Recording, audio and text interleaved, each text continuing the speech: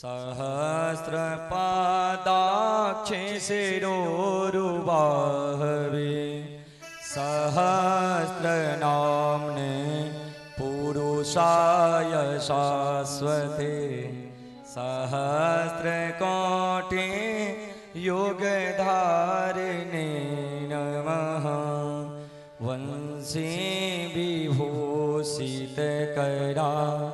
नवनीरदाभा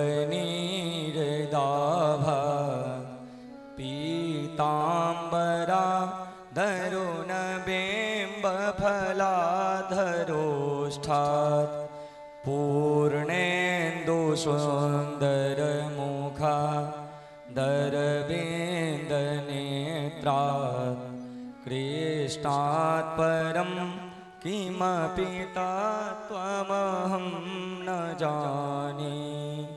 नमः सर्वहितार्थाय जगदाधारहेतवे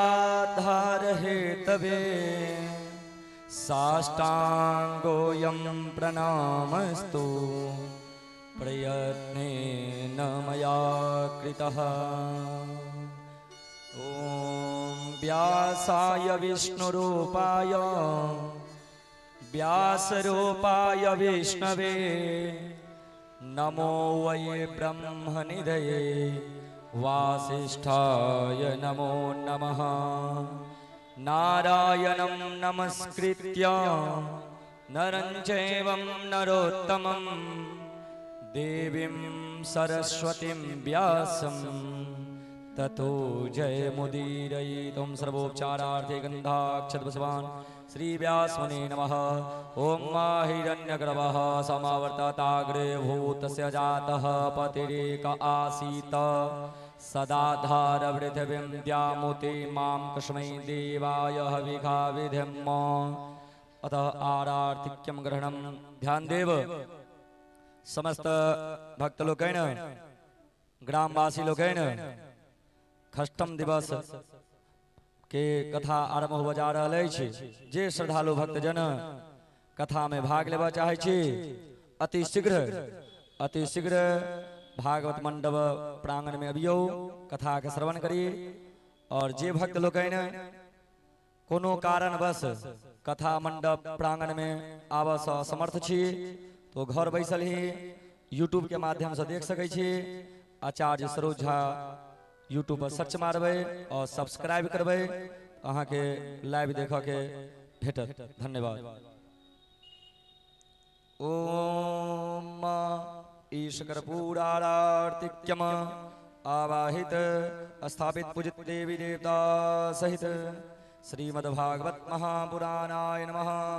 श्री लड्डू गोपालाय नमः। ओम चंद्रमा मनसो जातस्य गच्छोः सूर्यो अजायत श्रोत्रा वायुश्च प्राणश्च मघा दग्निरजायत इदग्ं हवेः प्रजननं मे अस्तु दशभिरगं सर्वगणगं स्वस्तये आत्मसने प्रजासने भयसने कसन्न भयसने अग्नेः प्रजां बहुलां मे करोद्वन्नं पयोरेतो समासुधत्त। कर्पूरगौरं करुणावतारं संसारसारं भुजगेन्द्रहारं सदा वसन्तं हृदयारविन्दे भवं भवानी शैतं नमामि। शिवा के बिहारी तेरी आरती गाओ शिवा के बिहारी तेरी आरती गाओ श्री श्याम सुंदर तेरी आरती गाओ श्री श्याम सुंदर तेरी आरती गाओ। आरती गाओ प्यारे आपको मनाओ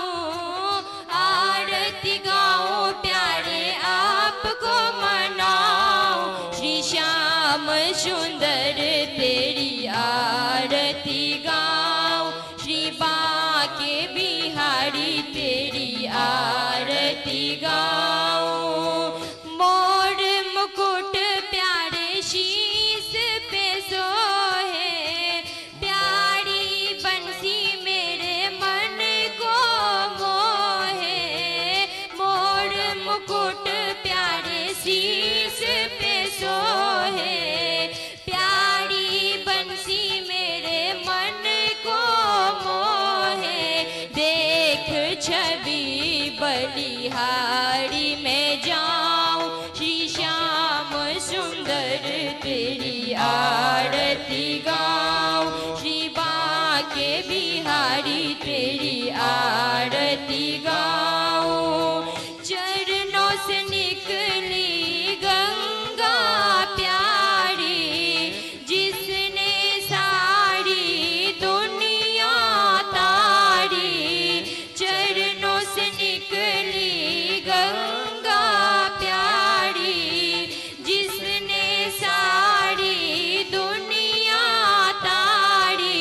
उन चरणों के दर्शन पाऊं, श्री श्याम सुंदर तेरी आरती गाऊं।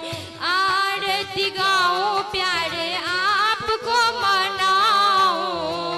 आरती गाऊं प्यारे आपको मनाऊं। श्री बांके बिहारी तेरी आरती गाऊं। श्री बांके बिहारी तेरी आरती गाऊं। दास अनाथ के नाथ आप हो, दुख सुख जीवन प्यारे साथ आप हो। दास अनाथ के नाथ आप हो, दुख सुख जीवन प्यारे आयन आप हो। हरि चरणन में शीश झुकाऊं, श्री श्याम सुंदर तेरी आरती गाऊं। श्री बांके बिहारी तेरी आरती गाऊं। आरती गाऊं प्यारे आपको मनाऊं। आरती गाऊं प्यारे आपको मनाऊं। श्री बांके बिहारी तेरी आरती गाऊं। श्री बांके बिहारी तेरी आरती गाऊं। श्री श्याम सुंदर तेरी आरती गाऊं। गुरुर्ब्रह्मा गुरुर्विष्णु गुरुर्देवो महेश्वर, गुरुर् साक्षात् परब्रह्म तस्मै श्री गुरवे नमः। अच्युतं केशवं राम नारायणं कृष्ण दामोदरं वासुदेवं हरि श्रीधरं माधव गोपिका वल्लभं जानकी नायकं रामचंद्रं भजे। हरे राम राम राम हरे हरे, हरे कृष्ण कृष्ण कृष्ण हरे हरे, हरे राम राम राम हरे हरे, हरे कृष्ण कृष्ण कृष्ण हरे राम राम राम हरे हरे, हरे कृष्ण कृष्ण कृष्ण हरे हरे। नटखट बंसी वाले गोकुल के राजा, मेरी अखियां तरस रही अब तो आजा। नटखट बंसी वाले गोकुल के राजा, मेरी अखियां तरस रही अब तो आजा। आजा गोपाल तरस रहे नैना, आजा नंदलाल बरस रहे नैना। आजा गोपाल तरस रहे नैना, आजा नंदलाल बरस रहे नैना। तरस रहे नैना बरस रहे नैना, तरस रहे नैना बरस रहे नैना। आजा गोपाल तरस रहे नैना, आजा नंदलाल बरस रहे नैना। आजा गोपाल तरस रहे नैना, आजा नंदलाल बरस रहे नैना। कृष्णा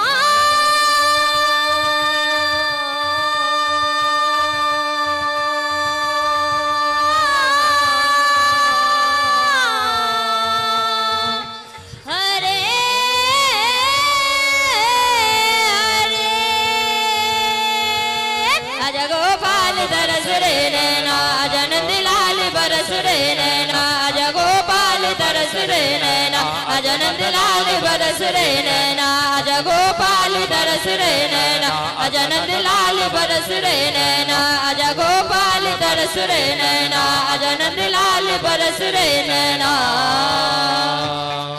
बोलिए बाकी बिहारी लाल की, कृष्ण कन्हैया लाल की। ओम ये सकर्पूर आराधिक्यम आवाहित स्थापित पूजित देवी देवता श्री राधा कृष्णाभ्यां नमः। श्रीमद्भागवत महापुराणाय नमः।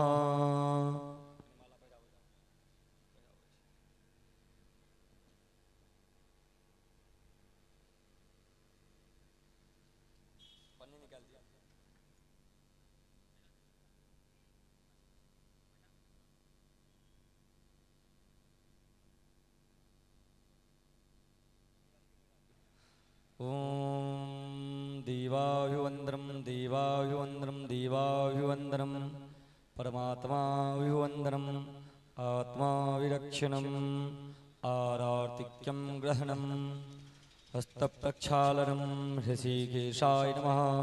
हस्ते पुष्पम आदाय ह्रीं मा यज्ञेन यज्ञमयजन्ददेवासानि धर्माणि प्रथमा न्यासन्नोति हनाकं महिमानः सचन्दजद्रपूर्वे साध्याः सन्धिदेवाः ईशमन्त्रसपाञ्जलिः। श्रीव्यासमुने नमः। श्रीमद्भागवत महापुराणाय नमः।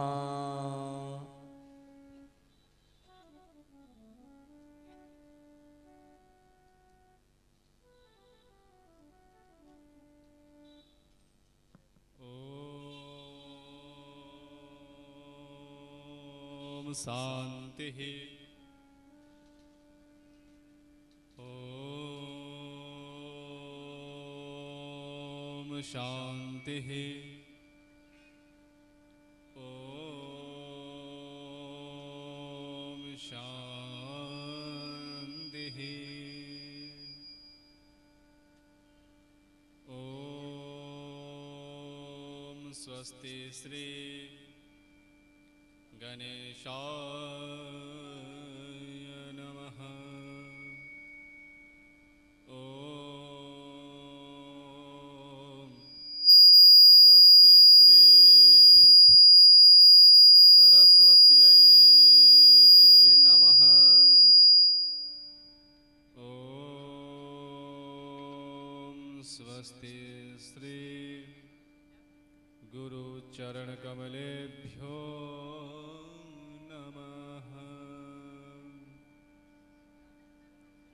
लंबोदर नमस्तुभ्यं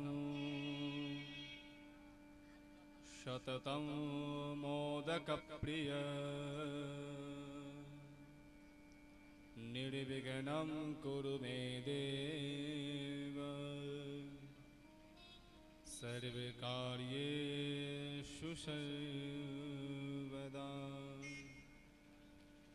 नमस्ते शारदे देवी सरस्वती मति प्रदे वसत्वं मम जीवाग्रे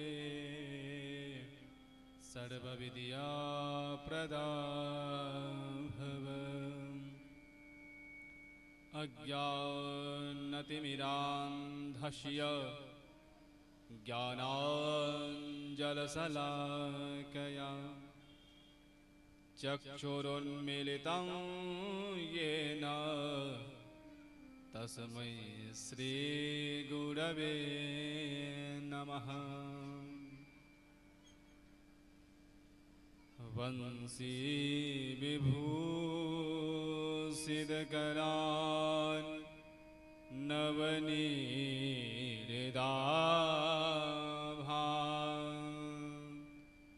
पीताम्बरा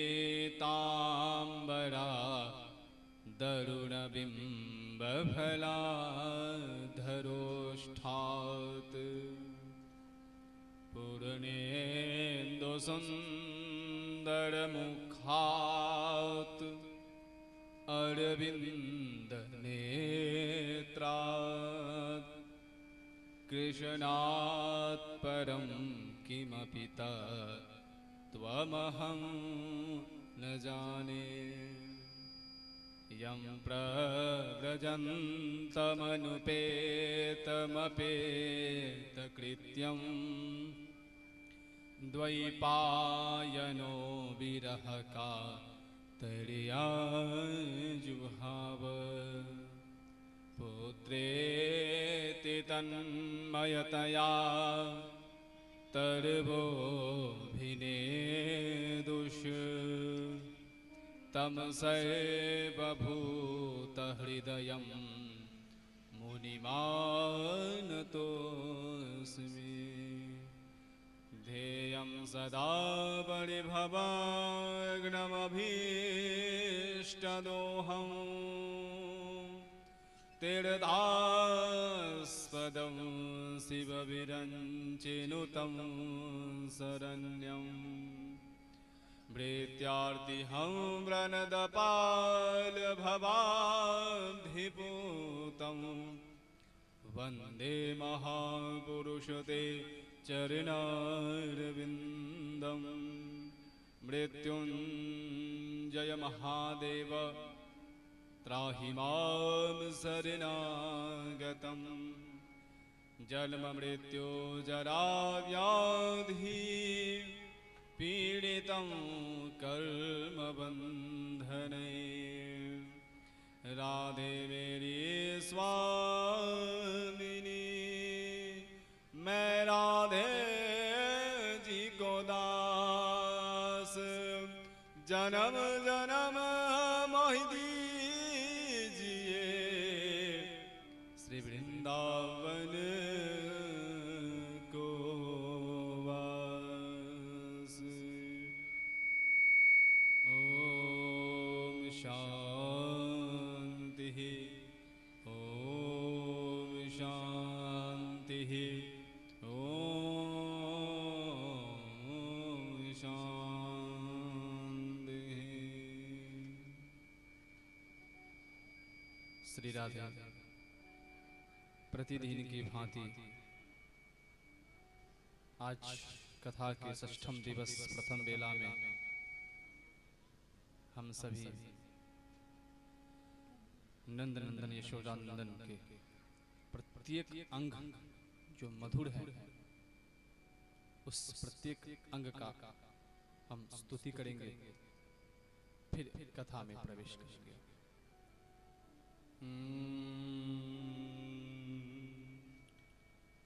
अधरं मधुरं वदनं मधुरं नयनं मधुरं हसितं मधुरम् अधरं मधुरं वदनं मधुरं नयनं मधुरं हसितं मधुरम् हृदयं मधुरं गमनं मधुरं हृदयं मधुरं गमनं मधुरं मधुराधिपतेरखिलं मधुरं मधुराधिपतेरखिलं मधुरं वचनं मधुरं चरितं मधुरं वचनं मधुरं चरितं मधुरं वसनं मधुरं वलितं मधुरं वचनं मधुरं वलितं मधुरं चलितं मधुरं भ्रमितं मधुरं चलितं मधुरं भ्रमितं मधुरं मधुराधिपतेरखिलं मधुरं मधुराधिपतेरखिलं मधुरं रेणुर्मधुरो रेणुर्मधुरः रेणुर्मधुरो रेणुर्मधुरः पाणिर्मधुरः पादौ मधुरः पाणिर्मधुरः पादौ मधुरौ नित्यं मधुरं सख्यं मधुरं नित्यं मधुरं सख्यं मधुरं नित्यं मधुरं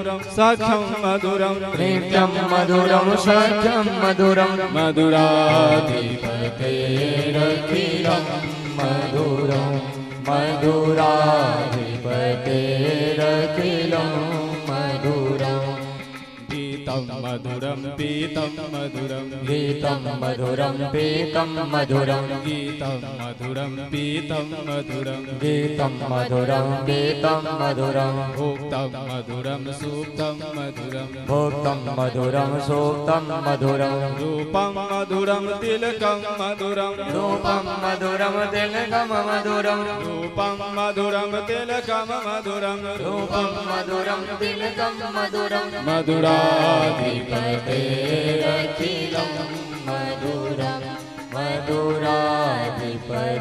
मधुराधिपतेरखिलं मधुरं मधुराधिपतेरखिलं मधुरं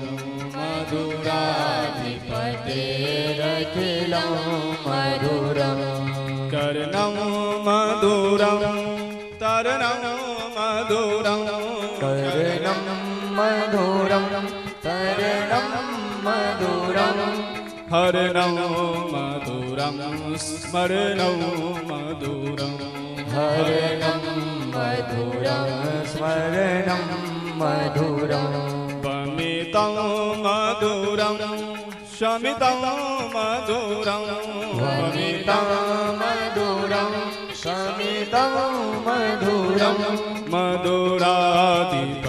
मधुराधिपतेरखिलं मधुरं मधुराधिपतेरखिलं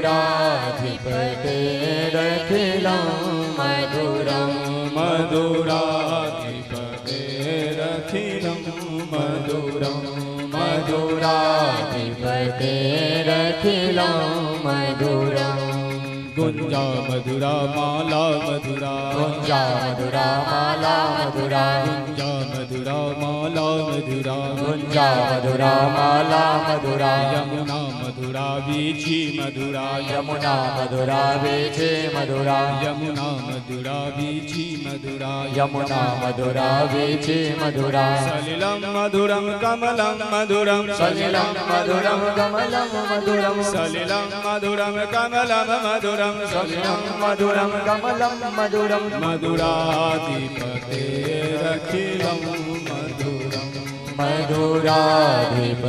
मधुराधिपतेरखिलं मधुरं मधुराधिपतेरखिलं मधुरं मधुराधिपतेरखिलं मधुरं मीठी मीठी ताली बजत रहियो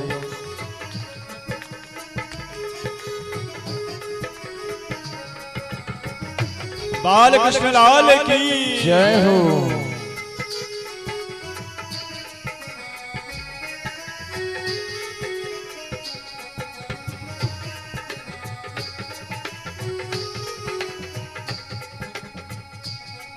गोपी मधुरा लीला मधुरा गोपी मधुरा लीला मधुरा गोपी मधुरा लीला मधुरा गोपी मधुरा लीला मधुरा योक्तं मधुरं भोक्तं मधुरं योक्तं मधुरं मुक्तं मधुरं योक्तं मधुरं भोक्तं मधुरं योक्तं मधुरं मुक्तं मधुरं श्रेष्ठं मधुरं श्रेष्ठं मधुरं श्रेष्ठं मधुरं श्रेष्ठं मधुरं श्रेष्ठं मधुरं श्रेष्ठं मधुरं श्रेष्ठं मधुरं श्रेष्ठं मधुरं मधुराधिपतेरखिलं मधुरं मधुराधिपतेरखिलं मधुरं मधुराधिपतेरखिलं मधुरं मधुराधिपतेरखिलं मधुरं गोपी मधुरा गावो मधुरा गोपी मधुरा गावो मधुरा यष्टिर्मधुरा सृष्टिर्मधुरा यष्टिर्मधुरा सृष्टिर्मधुरा फलितं मधुरं फलितं मधुरं फलितं मधुरं फलितं मधुरं फलितं मधुरं फलितं मधुरं फलितं मधुरं फलितं मधुरं मधुराधिपतेरखिलं मधुरं मधुराधिपतेरखिलं मधुरं मधुराधिपतेरखिलं मधुरं मधुराधिपतेरखिलं मधुरं अधरं मधुरं वदनं मधुरं अधरं मधुरं वदनं मधुरं नयनं मधुरं हसितं मधुरं नयनं मधुरं हसितं मधुरं हृदयं मधुरं गमनं मधुरं हृदयं मधुरं गमनं मधुरं हृदयं मधुरं गमनं मधुरं हृदयं मधुरं गमनं मधुरं मधुराधिपतेरखिलं मधुरं मधुराधिपतेरखिलं मधुरं मधुराधिपतेरखिलं मधुरं मधुराधिपतेरखिलं मधुरं मधुराधिपतेरखिलं मधुरं मधुराधिपतेरखिलं मधुरं मधुराधिपतेरखिलं मधुरं मधुराधिपतेरखिलं मधुरं मधुराधिपतेरखिलं मधुरं मधुराधिपतेरखिलं मधुरं मधुराधिपतेरखिलं मधुरं मधुराधिपतेरखिलं नमः सभाभ्यः सभापतिभ्यश्च वो नमः। सर्वप्रथम श्री गणेश जी के चरण कमलों मेरा सादर प्रणाम वंदन नमन। मेरे कुल देवता इष्ट देवता के चरणों में सादर प्रणाम वंदन नमन। यहाँ के स्थान देवता श्री लक्ष्मी नारायण भगवान एवं श्री सूर्य नारायण भगवान के चरणों में प्रणाम वंदन। यहाँ के गाम देवता माँ भगवती आदि शक्ति स्वरूपा राजराजेश्वरी भगवती के चरणों मेरा प्रणाम। प्रातः स्मरणीय परम पूज्य श्री गुरुदेव जी के चरणों में प्रणाम वंदन नमन। यहाँ पर विराजित भक्ति शक्ति स्वरूपा माता एवं बहनों, उनके हृदय में विराजमान अनंत सत्ता से संपन्न श्री हरि, न जिसका आदि है, न जिसका मध्य है, न जिसका अंत है, ऐसे परमात्मा के चरणों में प्रणाम वंदन नमन। यहाँ पे विराजित संगीतज्ञ, उनके चरणों में प्रणाम वंदन। मूल कर्तारा ब्राह्मण, जप कर्तारा विद्वान ब्राह्मणों के चरणों में प्रणाम वंदन नमन। यहाँ पे आए हुए समस्त भक्त जन के हृदय में विराजमान उस परमात्मा को वंदन नमन। श्री हरि के वांग्मय स्वरूप श्रीमद् भागवत पुराण, जिनके दर्शन मात्र से श्री हरि के दर्शन का पुण्य फल प्राप्त होता है, ऐसे भागवत जी के चरण कमलों में प्रणाम वंदन नमन। पुनः राधा वल्लभ जी के चरणों में प्रणाम वंदन नमन। आज परमपिता परमात्मा की असीम अनुकंपा से आज हम सभी भक्तगण श्रीमद् भागवत कथा ज्ञान महायज्ञ के षष्ठम दिवस के प्रथम बेला में हम सभी सम्मिलित हुए हैं। भगवान की असीम कृपा से जंतु नाम नर जन्म दुर्लभमतः पुष्पम ततो विप्रता 84 लाख योनियों में जीव भ्रमण करता रहता है, दुख भोगता रहता है, कष्ट भोगता रहता है, बार बार श्री हरि से प्रार्थना करता है, हे भगवान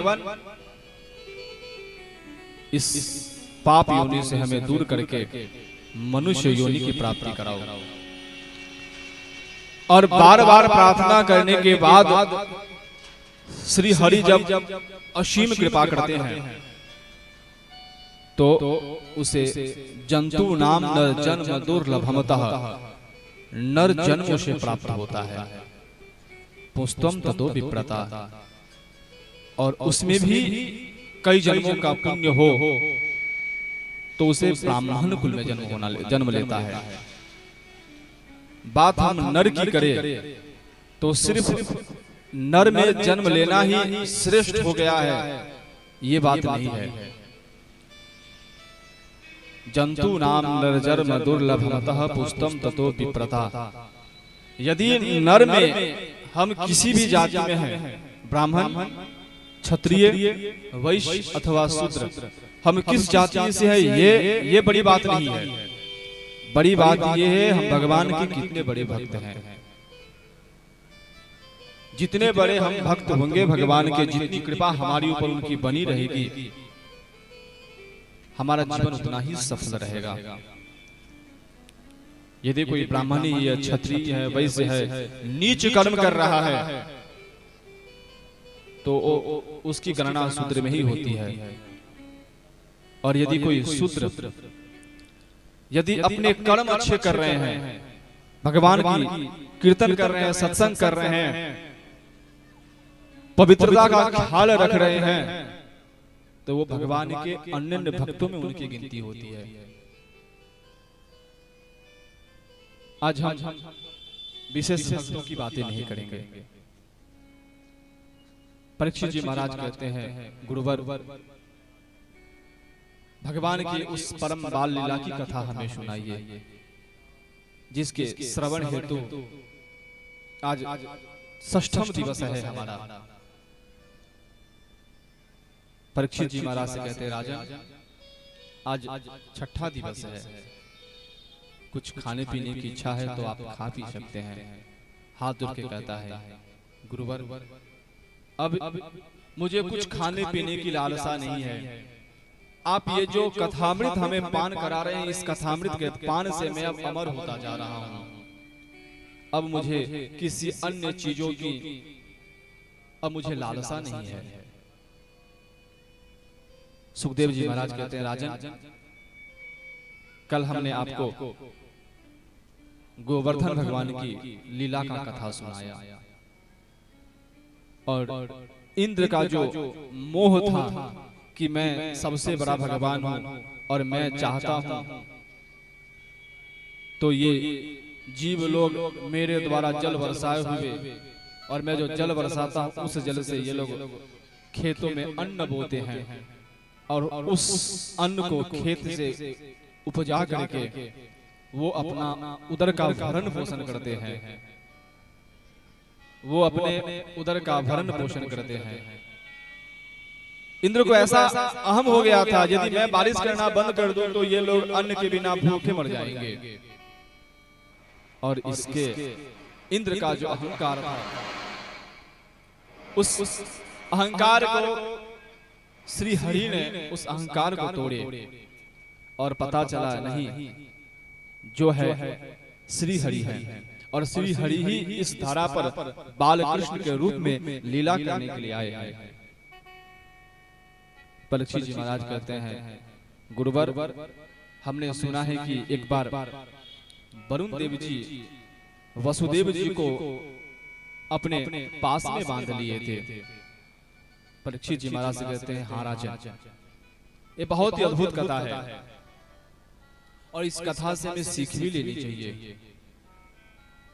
एक बार कहो ना, जय श्री जय जय श्री राधे। कथा प्रारंभ करने से पूर्व भागवत कथा की नियम है, कीर्तन से प्रारंभ करनी चाहिए और कीर्तन पे कथा को विराम करना चाहिए। तो अपने मन और वाणी को पवित्र करने के लिए 2 क्षण की कीर्तन करेंगे, फिर हम कथा में प्रवेश करेंगे। बोलो बाल कृष्ण लाल की जय। मेरो राधा रमन गिरधारी, गिरधारी श्याम बनवारी। मेरो राधा रमन गिरधारी, गिरधारी श्याम बनवारी। मेरो राधा रमन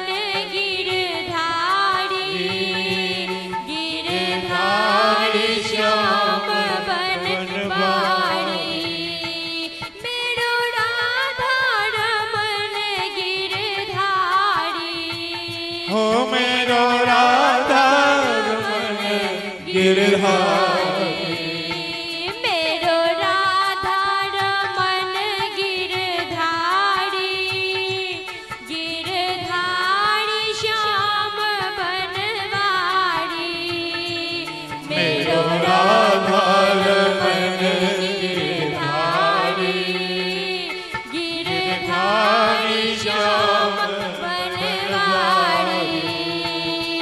गोविंद मेरो है, गोपाल मेरो है, गोविंद मेरो है, गोपाल मेरो है। श्री राधा रमन नंदलाल मेरो है, श्री राधा रमन नंदलाल मेरो है। गोविंद मेरो है, गोपाल मेरो है, गोविंद मेरो है। जरा प्रेम से हाथ उठा कर गोपाल बोलो। मेरो है, गोविंद मेरो है, गोपाल मेरो है। गोविंद मेरो है, गोपाल मेरो है। मेरो राधा रमन गिरधारी, गिरधारी श्याम बनवारी। मेरो राधा रमन गिरधारी, गिरधारी श्याम बनवारी। मेरो राधा रमन गिरधारी, मेरो राधा रमन गिरधारी। मेरो राधा रमन गिरधारी, गिरधारी श्याम बनवारी।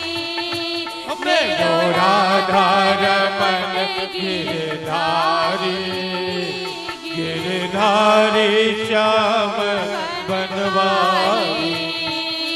गोविंद मेरो है, गोपाल मेरो है, गोविंद मेरो है, गोपाल मेरो है, गोविंद मेरो है, गोपाल मेरो है।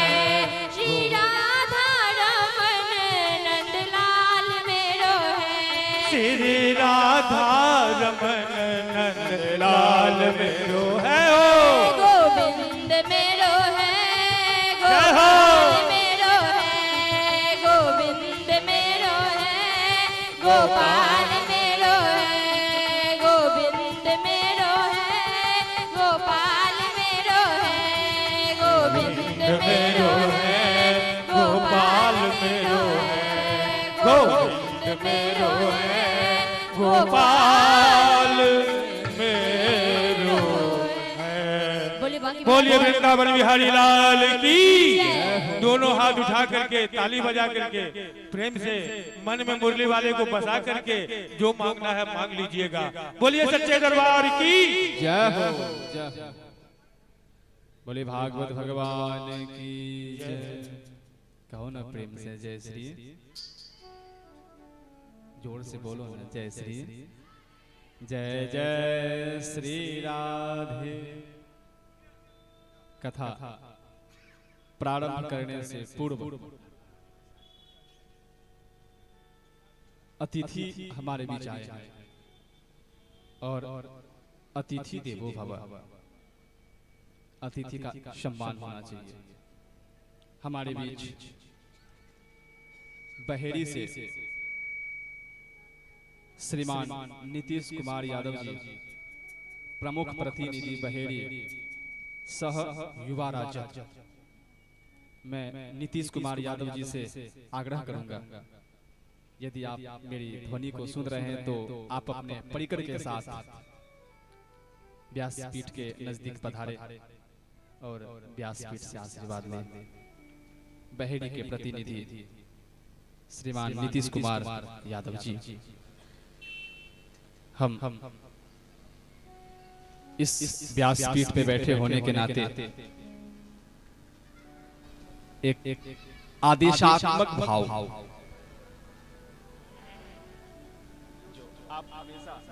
ॐ मायुवाचुवाचः परेपेच आगाच्च उत्श्रियान् भवति जायमानः तं धीरास कवय उन्नयन्ति साध्य मनसा देवयन्तः हरिः ओम्। आप ऐसे ही अपने प्रजा का पालन करते रहे, अपने कर्तव्य पथ पर दृढ़ रहे ये, और आपकी उज्जवल भविष्य के लिए व्यासपीठ से खूब खूब आशीर्वाद। आप श्रीमान हमेशा स्वस्थ रहे, मस्त रहे, आनंद रहे। बोली भागवत भगवान की। आइए आज की कथा में हम प्रवेश करें।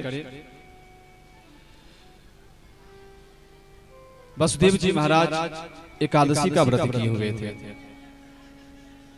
और उस एकादशी के व्रत के अंतर्गत ऐसा नियम है जो नदी में, तालाब में, कुएं के पास स्नान करना चाहिए। और यदि नदी न हो, तालाब न हो, कुआं न हो, तो जहां हो घर में जैसी साधन हो उसी में स्नान करनी चाहिए। और वसुदेव जी महाराज एकादशी का व्रत किए हुए थे, और द्वादशी के स्नान करने हेतु मध्य रात्रि में ही उनकी नींद खुल गई,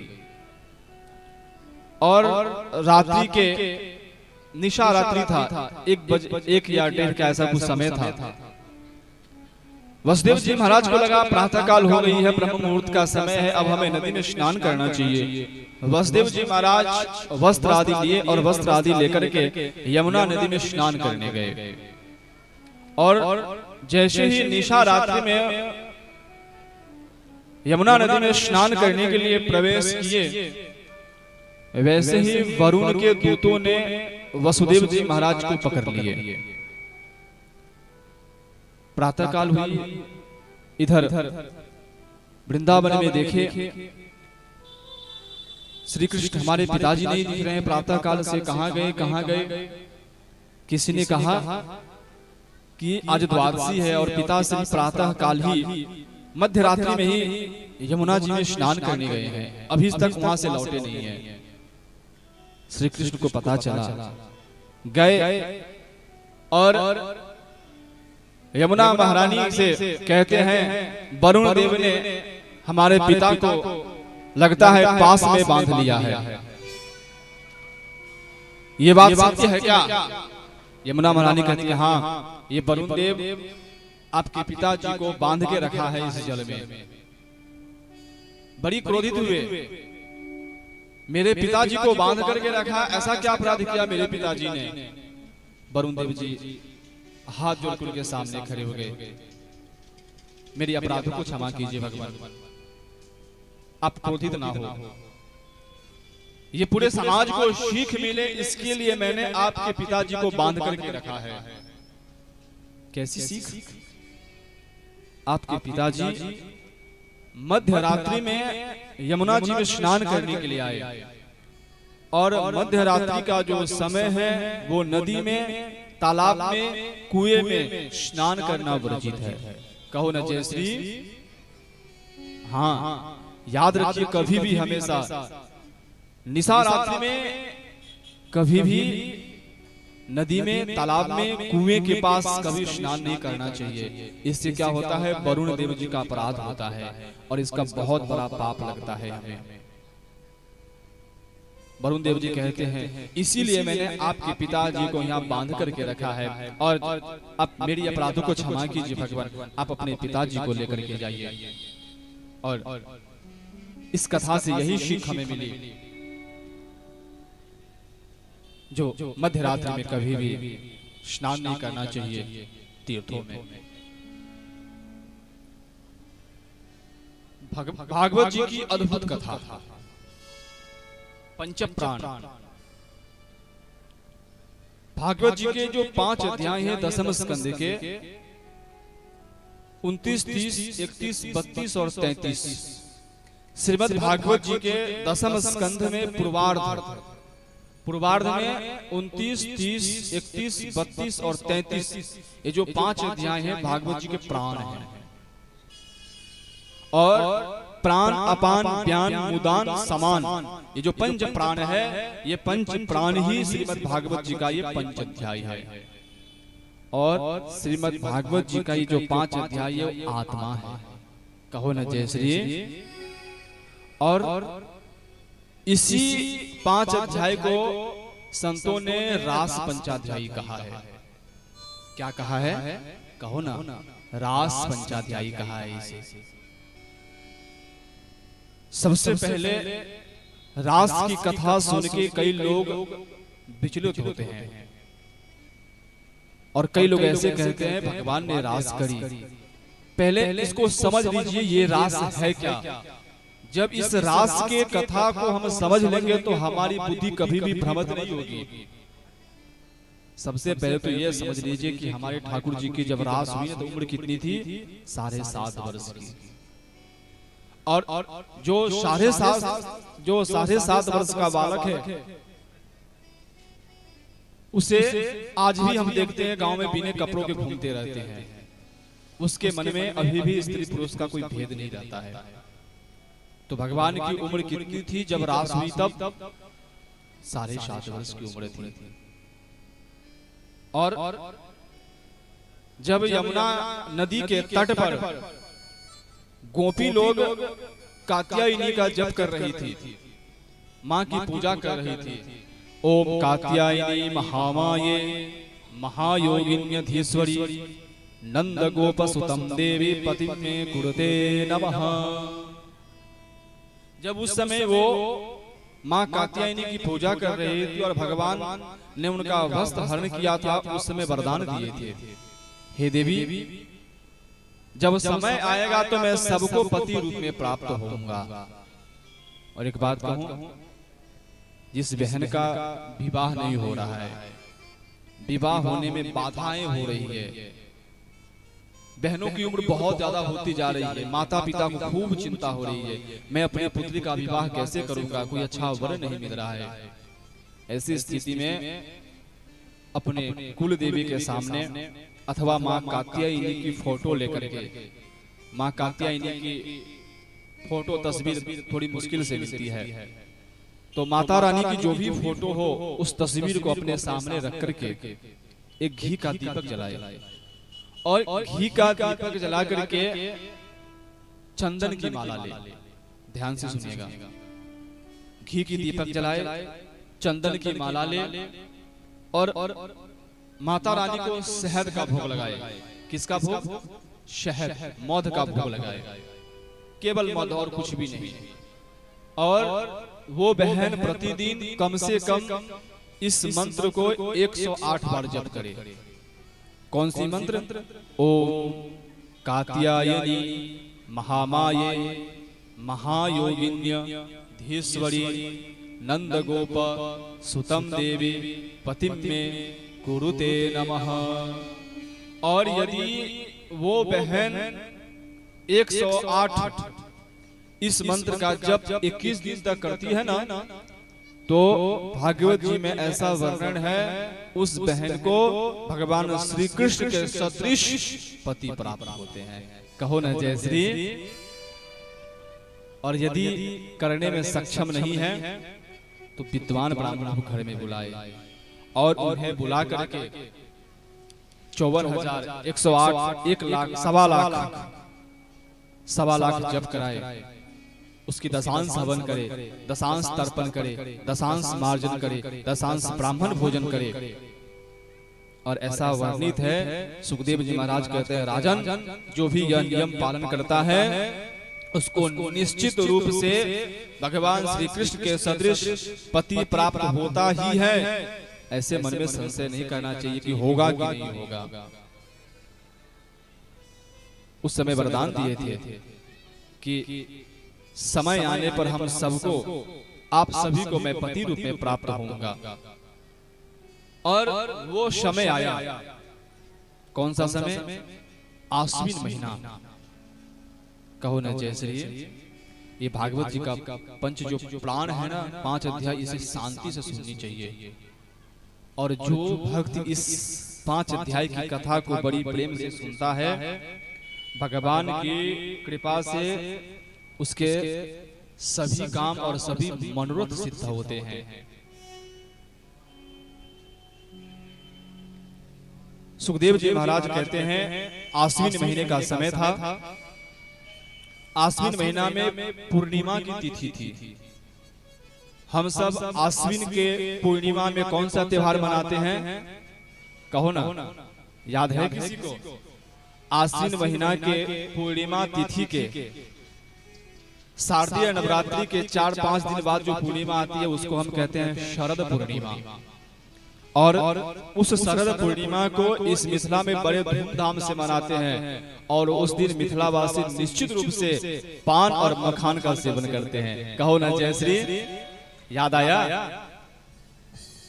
तो सुखदेव जी महाराज कहते हैं, राजन, भगवान पिता रात्रि शरदो मल्लिका विचरन्तो मनश्चक्रे योगमायामुपाश्रितः। पूरा शिवरंजनी में चलो श्री राधे, पूरा शिवरंजनी में चलो। भगवान पिता रात्रि शरदो फुल्ल मल्लिका विचरन्तु मनश्चक्रे योगमायामुपाश्रितः। सुखदेव जी महाराज कहते हैं, राजन, वो समय आ गया। आश्विन महीना की पूर्णिमा तिथि शरदो फुल्ल मल्लिका। उस समय में सारे वृक्ष, सारे पेड़ पौधे सब प्रसन्न हैं। विचरन्तु मनश्चक्रे योगमायामुपाश्रितः। परीक्षित, उस समय भगवान श्री कृष्ण ने योग माया का आश्रय लिया। और उस योग माया का आश्रय लेकर के आज बड़ी प्यारी बंसी बजाई है गोविंद ने। निसौम्य गीतम तदनंगवर्धनम ब्रजस्त्रिय कृष्ण गृहीत मानसा। बड़ी प्यारी बंसी बजाई आज गोविंद ने, बड़ी मीठी बंसी बजाई आज।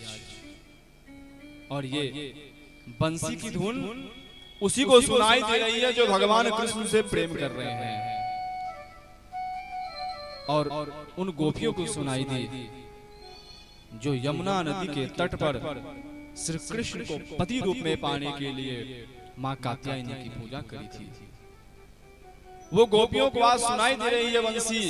उन्हें ख्याल आया, आज मेरे गोविंद मुझे बुला रहे हैं।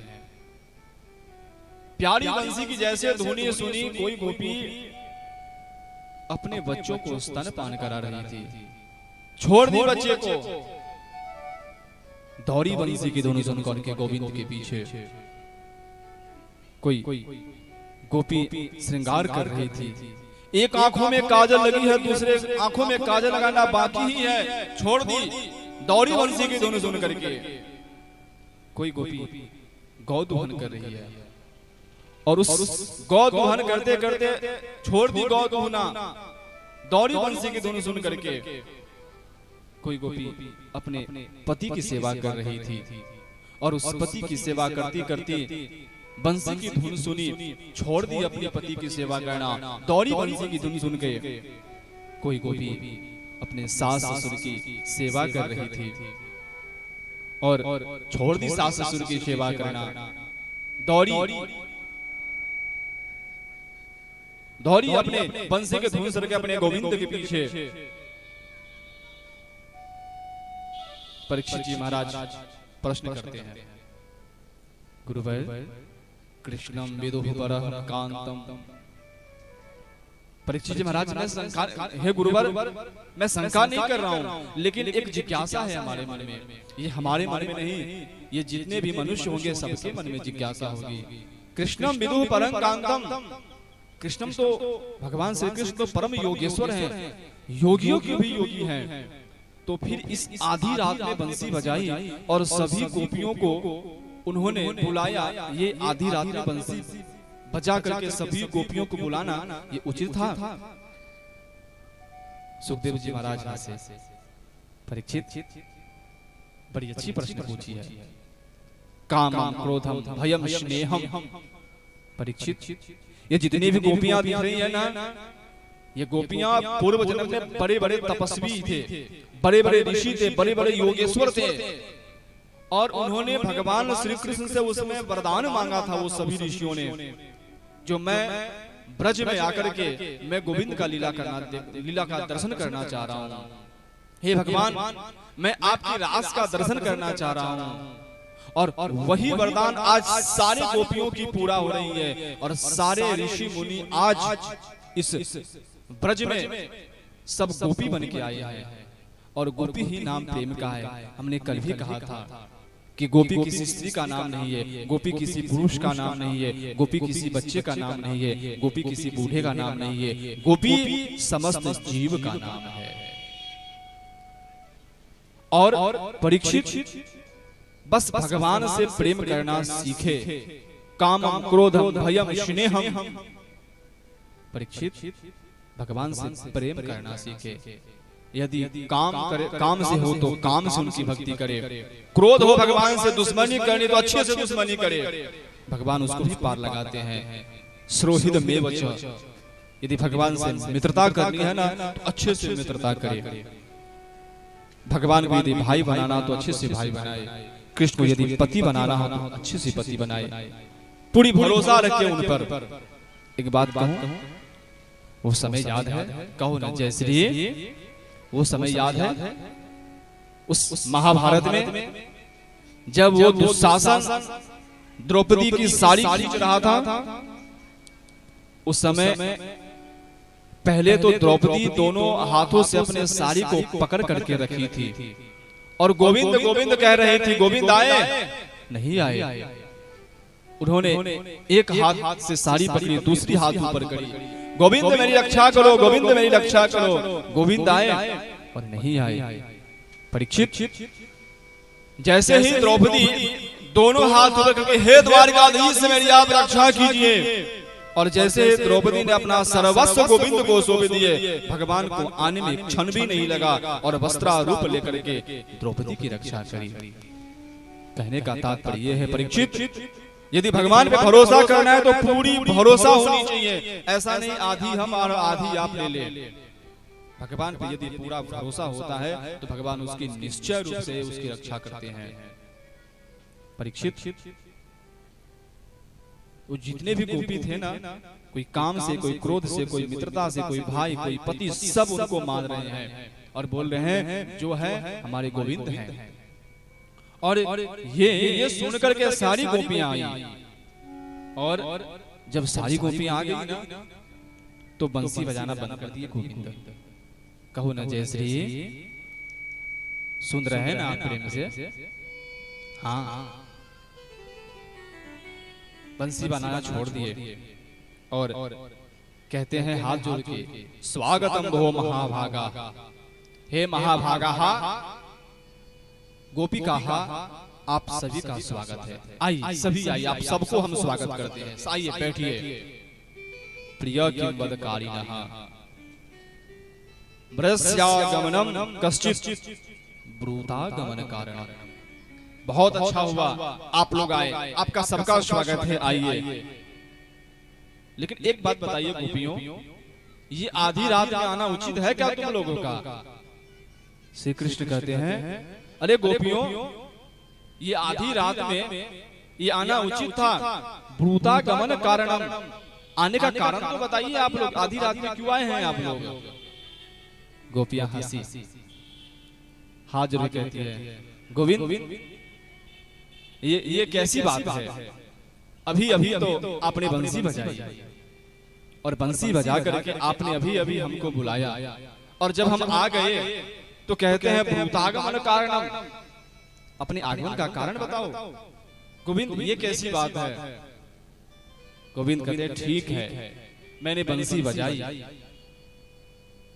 आप सभी लोग आए, अब ठीक है मैंने बंसी बजाई, आप लोग आ गए, अब आपका काम हो गया ना, अब आप जाइए। गोपियां कहती नहीं गोविंद, अब मैं आ गई हूं, अब मैं नहीं जाऊंगी। गोविंद कहते हैं ये कौन सी बात है, अपने बच्चों को छोड़ के आना ये कोई अच्छी बात है क्या? एक गृहस्थ में एक जो माताएं होती है उसका क्या धर्म होता है? अपने बच्चों की सेवा करे, अपने पति की सेवा करे, अपने सास ससुर की सेवा करिए, गृहस्थों का पालन करे। गोपी मुझे लगता है आपने अपने बच्चों को स्तनपान करा रही तो उसे छोड़ करके आ गई, ये उचित है क्या? एक गोपी कहते हैं आपने अपने पति को छोड़ के आ गए हैं, ये उचित है क्या? सास ससुर की सेवा कर रही थी, आप छोड़ करके आ गई, ये उचित है क्या? ये सब उचित नहीं है, सब जाइए अपने अपने घर को जाइए। हाथ जोड़ के कहते हैं गोपियां भगवान आपकी सारी बात सत्य है, गृहस्थ आश्रम का पालन करना श्रेष्ठ है, लेकिन आप क्या समझते हैं आप ही ज्ञानी हैं? गोपियां कहती है गोविंद मैं भी बहुत बड़ी ज्ञानी हूं। अच्छा, सभी गोपियां हाथ जोड़ के एक साथ खड़ी हो गई और कहती है गोविंद यदि आपकी इच्छा हो तो मैं एक बात बोलूं? गोविंद कहते हैं बोलो, जो भी है बताओ। गोपियां कहती है मैं एक छोटी सी कथा सुनानी चाहती हूँ। सुनाओ कौन सी कथा है? गोविंद एक बात मैं आपसे पूछती हूँ, आप उसका उत्तर आप सही सही देना। कहो न जयश्री, गौर से सुनना कथा। गोपियां कहती हैं भगवान एक बात बताइए, एक बहुत ही पतिव्रता स्त्री है, अपने पति की खूब सेवा करती है, खूब सेवा करती है, जब तक अपने पति को भोजन न करा देती तब तक खाती नहीं, जब तक अपने पति को सेवा करके सुला नहीं देती तब तक सोती भी नहीं थी। बहुत धर्मात्मा थी और पति की खूब सेवा करती थी। लेकिन एक ऐसा समय आया जो उस पति को 1 महीने के लिए बाहर जाना पड़ा। जब वो बाहर जाने लगे तो बहुत रोई, हे प्राणनाथ मैं कैसे रहूंगी आपके बिना। उन्होंने एक निर्देश दिया, सुन जब तक मैं 1 महीने में बाहर से आता हूं तब तक एक मेरे ही स्वरूप का एक प्रतिमा तू घर में बना ले। और ऐसा कह करके वो चले गए। इधर वो जो पतिव्रता स्त्री थी वो घर में अपनी पति की मूर्ति बना ली, और घर में पति की मूर्ति बनाने के बाद जो सेवा अपनी साक्षात पति की करती थी वही सेवा उस मूर्ति की करने लगी। उस उठते ही प्रतिदिन उस मूर्ति को स्नान कराना, तिलक लगाना, भोग लगाना, उनकी चरणों की सेवा करना, रात्रि काल में उनकी चरणों की सेवा करके उनको वस्त्र उठा करके खुद सोने जाना। ऐसा करते करते करते उस स्त्री की 1 महीना बीत गया। दोपहर का समय था, वो अपने पति को स्नान करा करके उस मूर्ति में अपने हाथों से भोजन करा रही थी। गोपियां कह रही हैं कृष्ण से, गोपियां कहती है वो भोजन करा रही थी और भोजन करा ही रही थी, 1-2 निवाला हुआ ही था। उसी समय दरवाजे पे खटखट की आवाज आई, और जैसे ही खटखट की आवाज आई तो वो दरवाजा खोली, और जैसे ही दरवाजा वो पतिव्रता स्त्री खोली तो वो देखी कि उसके साक्षात पति खड़े हैं। अब वो विस्मित हो गई, मैं उस मूर्ति की सेवा करूं या उस पति की सेवा करूं? गोपी कहती है भगवान आप इसका आप ही उत्तर दीजिए। जब उस पतिव्रता स्त्री उस मूर्ति की सेवा कर रही है और उसके साक्षात पति उसके द्वार पर आके खड़े हैं, तो उस पतिव्रता स्त्री को क्या करना चाहिए? उस मूर्ति की सेवा करनी चाहिए या साक्षात पति की सेवा करना चाहिए? कहो ना जयश्री, बताओ ना किसकी सेवा करनी चाहिए? बताइए, उस मूर्ति की या उस साक्षात पति की? भगवान कृष्ण कहते हैं ये तो आम बात है। जब उसके असली पति आके द्वार पे खड़े हैं तो उस मिट्टी के मूर्ति की पूजा करने से क्या लाभ है? उस मिट्टी की मूर्ति को छोड़ देना चाहिए और उस असली पति की पूजा करनी चाहिए। गोपी हाथ जोड़ कहती है, भगवान यही तो मैं आपको बता रही हूँ, मैं संसारी हूँ और मेरे जो संसार के जो भी पति है ना, ये सब मिट्टी के बने पुतले हैं और आज मेरे साक्षात मेरे पति आप मेरे सामने खड़े हैं, तो आप ही बताइए मैं उस मिट्टी की पूजा करूं या गोविंद आपकी पूजा करूं? बताइए। भगवान कहते हैं, गोपी तू भी बड़ी ज्ञानी है। और उस समय भगवान गोविंद रास प्रारंभ करते हैं। रास प्रारंभ हुई। जब रास प्रारंभ हुई तो कुछ गोपियों को लगा कि गोविंद मेरे साथ ही हैं, कुछ को लगा नहीं उसके साथ नहीं, ये गोपी मेरे कृष्ण मेरे साथ हैं। एक ऐसी योग माया का आश्रय ले लिए थे, योग माया मुपासतः, जो एक दूसरे को गोपी दिखाई नहीं देती थी। उसे लगता था गोविंद सिर्फ मेरे साथ है और किसी के साथ नहीं है। और धीरे धीरे धीरे धीरे सारे गोपियों को मन में अहंकार हो गया। कहो न जयश्री फिर से संकेत करते हैं सुखदेव जी महाराज, जीवन में कभी भी भगवान के भक्तों को अहंकार नहीं होना चाहिए। यदि अहंकार होता है तो उसको पतन होने में तनिक भी समय नहीं लगता है। और जैसे ही गोपियों को अहंकार होने लगा, धीरे धीरे करके सभी गोपियों को छोड़ते गए छोड़ते गए छोड़ते गए। और भागवत जी में सुखदेव जी महाराज कहते हैं, बड़ी गोपी को भगवान श्री कृष्ण साथ में लिए और वहां से अदृश्य हो गए। संतों का कहना है माँ राधा रानी जो है ना, वो सुखदेव जी के गुरु हैं और कभी भी अपने गुरु का नाम नहीं लेना चाहिए। इसीलिए सुखदेव जी महाराज कहते हैं, बड़ी गोपी को भगवान कृष्ण लिए और वहां से अदृश्य हो गए। और जैसे ही अदृश्य वहां से हो गए, योग माया वहां से समाप्त हो गया। और सभी गोपी एक दूसरे को देख रही है, अरे गोविंद कहाँ गया, गोविंद कहाँ गया, गोविंद कहाँ गया। सभी गोपियां रो रही है, अरे गोविंद कहाँ है, कहाँ हो गोविंद। सभी गोपियां कहती है, चलो हम अपने गोविंद को खोजेंगे, मेरे गोविंद कहाँ चले गए।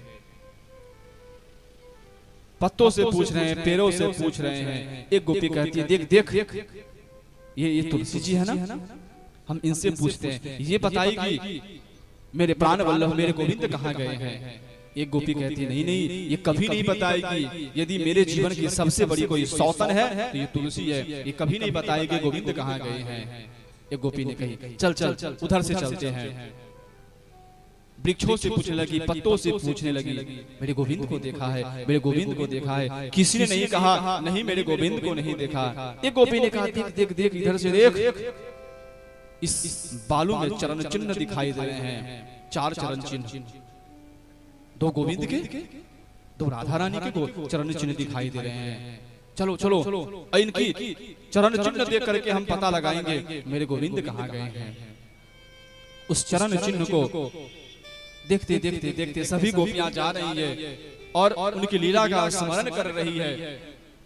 जब आगे गई ना तो एक गोपी कहती है, अरे गोपी सुन सुन सुन, अरे सखी देख देख यहाँ पे पुष्प बिखरा हुआ है। एक गोपी कहती है, पता है ये कैसा पुष्प है। दूसरी गोपी कहती है, नहीं। तीसरी गोपी कहती है, सुन ये जो पुष्प गिरा है ना, ये पुष्प ऐसे ही नहीं गिरा है। मेरे गोविंद अपने हाथों से पुष्पों का चयन करके अपने हाथों से मेरे गोविंद ने उसका श्रृंगार किया होगा राधा का, इसी के लिए पुष्प कुछ गिरा हुआ है। कई तो थोड़ी थोड़ी एक एक पुष्प गिरा हुआ था। एक गोपी कही, चल चल इधर से ही चल, इसी के रास्ते से गोविंद मिलेंगे, चल। और जब आगे गई ना तो 4 चरण नहीं 2 ही चरण उन्हें दिखाई दिए। एक गोपी कहती है, देख देख 2 ही चरण। दूसरी गोपी कहती है, पता है ये 2 ही चरण क्यों दिख रहे हैं। तीसरी गोपी कहती है, हाँ ये देख जो पीछे जो 4 चरण थे ना, वो चरण के दाग हल्के हल्के हैं और ये जो 2 चरण के दाग है ना, वो भारी है, बालू में धंसा हुआ है। चौथी गोपी कहती है पता है मुझे, पता चला क्या हुआ, क्या लग रहा है राधे रानी चलते चलते थक गई होगी ना, तो गोविंद उसको खुद उठा करके अपने कंधे पर बैठा लिए होंगे। जब आगे गए ना तो देखे कि चरण चिन्ह गायब हो गया है। कहो ना जय श्री, देखे कि चरण चिन्ह गायब हो गया है। एक गोपी कहती है अरे देख देख चरण चिन्ह तो गायब हो गया, दिख नहीं रहा है कहाँ गया। एक गोपी कहती है लगता है अब ये अदृश्य होकर के भगवान राधा जी के साथ रास कर रहे होंगे। बोले नहीं नहीं ऐसा नहीं है। एक गोपी कहती है अरे देख देख इधर देख इधर देख, उस पेड़ से कोई लटका हुआ लटकी हुई है, देख देख। सारी गोपी दौड़ते दौड़ते गई, देखी वो कोई और नहीं राधा रानी ही थी। राधा रानी कहते मुझे नीचे उतारो सखी, मुझे नीचे उतारो। कहीं नहीं नहीं तू मेरी सबसे बड़ी सौत है, मैं तुझे नीचे नहीं उतारूंगी। एक गोपी ने उसे जैसे तैसे करके नीचे उतारी। कहती है ये हमारे जैसे ही हो गई अब तो। एक गोपी कहती है अरे राधा जी ये तेरी हालत कैसी हुई, इस पेड़ से कैसे लटक गई। राधा जी कहती है जब मैं पहले तो मैं गोविंद के साथ चल रही थी, गोविंद के जब साथ चलते चलते जब मैं आगे बढ़ी तो गोविंद ने खूब श्रृंगार किया पुष्पों से मेरा, और मैंने कही गोविंद अब मैं थक गई हूँ, क्योंकि मेरे मन में भी हो गया गोविंद सबसे ज्यादा प्रेम यदि किसी से करते हैं तो मैं हूँ। और जैसे मेरे मन में अहंकार हुआ ना सखियों, तब मैं उनसे आग्रह किया कि मैं आपके कंधे पे बैठना चाहती हूँ। और जैसे मैं कंधे पर बैठी और मैं चंचलता दिखाने लगे, जैसे ही मैं इस टहनी को पकड़ी गोविंद नीचे से गायब हो गए। और आज मैं भी तेरे जैसे दुखी होने लगी। सभी दुखी होकर के भगवान की लीला का स्मरण कर रहे, गोविंद अब आ जाओ, गोविंद अब आ जाओ, अब ये दुख हमसे सहा नहीं जा रहा है, गोविंद अब मुझे दर्शन दो। एक गोपी कहती है ऐसे गोविंद दर्शन नहीं देंगे, एक काम करना उनके लीला का स्मरण करते हैं हम। एक गोपी क्या की पूतना बन गई, एक गोपी कान्हा बन गई और पूतना की लीला का स्मरण करने लगी। एक गोपी क्या की तृणावत बन गई और उस तृणावत की लीला का स्मरण करने लगी। एक गोपी क्या की छोटे छोटे पत्थरों को उठा ली और गोवर्धन लीला की स्मरण करने लगी, उनके लीलाओं का स्मरण करने लगी। और एक गोपी कहती है नहीं गोविंद ऐसे नहीं मिलेंगे। तो बोले जो चीज जहां खोई हो उसे वहीं ढूंढना चाहिए। और सारी गोपी पुनः यमुना जी के तट पर आ गई और सभी भगवान की स्तुति कर रहे हैं। गोविंद अब बहुत हुआ, अब सहा नहीं जा रहा है, यदि गोविंद अब यदि तुम नहीं आओगे तो मैं अपने प्राणों को यहीं त्याग दूंगी। गोविंद तुझे आना पड़ेगा, तुझे आना पड़ेगा। कहो ना जय श्री। आइए ना एक भजन के माध्यम से कैसे बुला रही है राधा रानी, श्रवण करते हैं। बोले राधा रानी सरकार की। जी में सा जानती प्रीत करे दुख होय, नगर ढिढोरा पेटती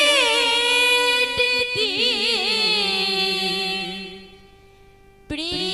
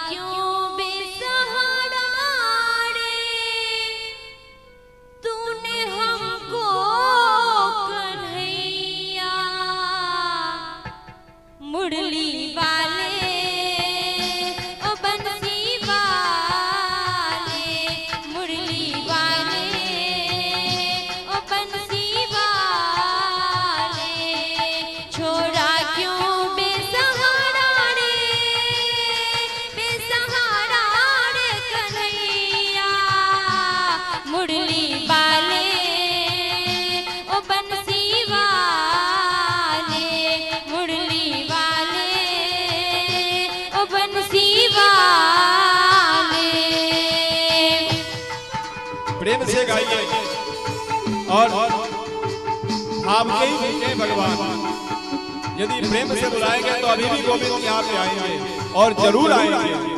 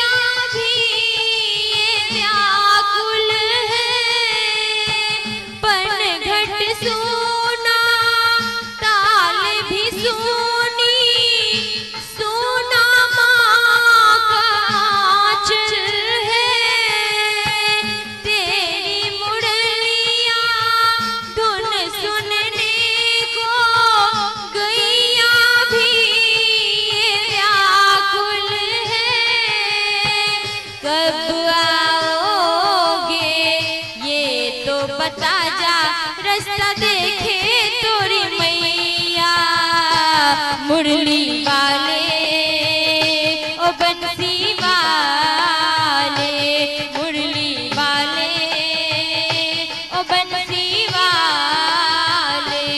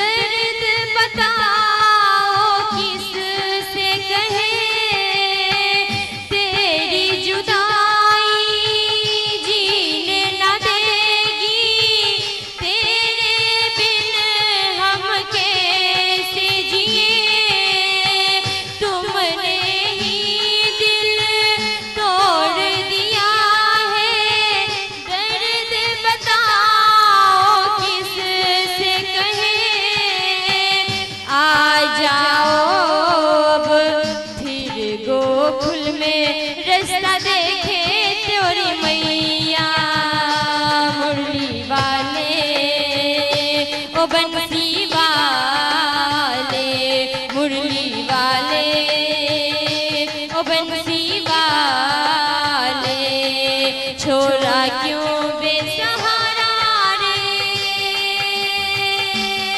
बेसहारा रे कन्हैया छोरा क्यों बेसहारा रे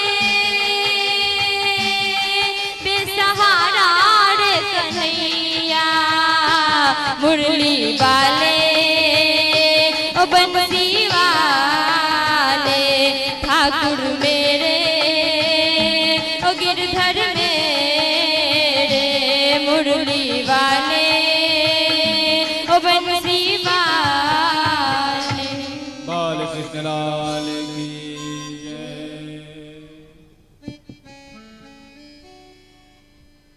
सभी गोपियां यमुना जी के तट पर आकर के सभी रो रही है, पुकार रही है, गोविंद अब मुझे दर्शन दे दो गोविंद। अब यदि आप दर्शन नहीं देंगे ना तो अब मैं अपने आप को यहीं पे खत्म कर लूंगी, मर जाएंगे हम सभी। अब गोविंद को पता चला कि अब ये सारी गोपियां को जो अहंकार था वो अहंकार पूरा हुआ, सबका अहंकार खत्म हो गया। अब इनको दर्शन देना चाहिए। और उस समय में गोपियां बहुत ही एक सुंदर गीत गाती है। क्या गाती है गोपियां? बहुत प्यारी गीत गाती है। और उस गीत का नाम है गोपी गीत। बहुत प्यारी गीत है ये। और जीवन में आदत डालनी चाहिए, हो सके ना तो कम से कम एक बार इस गोपी गीत को दिन में जरूर गाना चाहिए। और यदि हम इस गोपी गीत को गाने में सक्षम नहीं तो सुनना जरूर चाहिए। श्रुतम भरति पापानि तथा रुग्यम प्रयच्छति में अच्छे अच्छे कथाओं को, अच्छे अच्छे स्तोत्रों को सुनने से पाप कम होती है। बहुत प्यारी गीत गाई है और भागवत जी में ये गोपी गीत सर्वश्रेष्ठ गीत माना जाता है। आइए एक दो श्लोक के माध्यम से हम प्रेम से सुनते हैं, चित्त को स्थिर कीजिएगा। जयति तेधिकं जन्मना व्रज श्रयत इंदिरा सस्वदत्रहि दयितदृश्यतां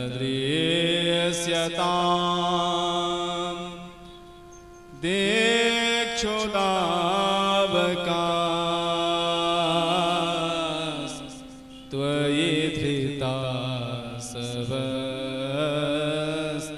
त्वां विचिन्वते शरदुदासये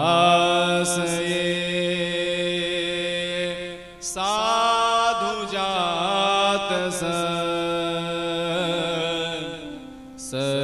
सरसिजोदर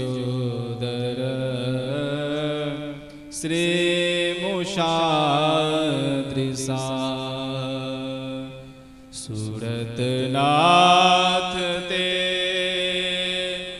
शुल्कदासिका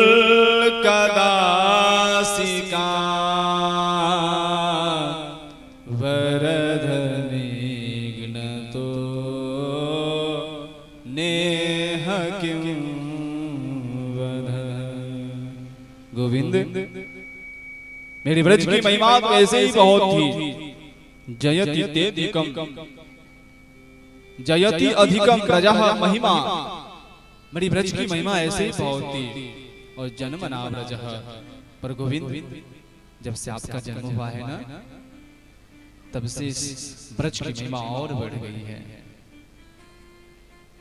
इस ब्रज में कितनी सारी आपदा आई गोविंद, कितनी सारी विपत्तियां आई। कंस ने कितने सारे राक्षसों को भेजा, लेकिन गोविंद उस सभी आपदाओं से तुमने रक्षा करी मेरी। तब कथामृतं तप्त जीवनं कविभिरीडितं कल्मषापहम् श्रवणमङ्गलं श्रीमदाततं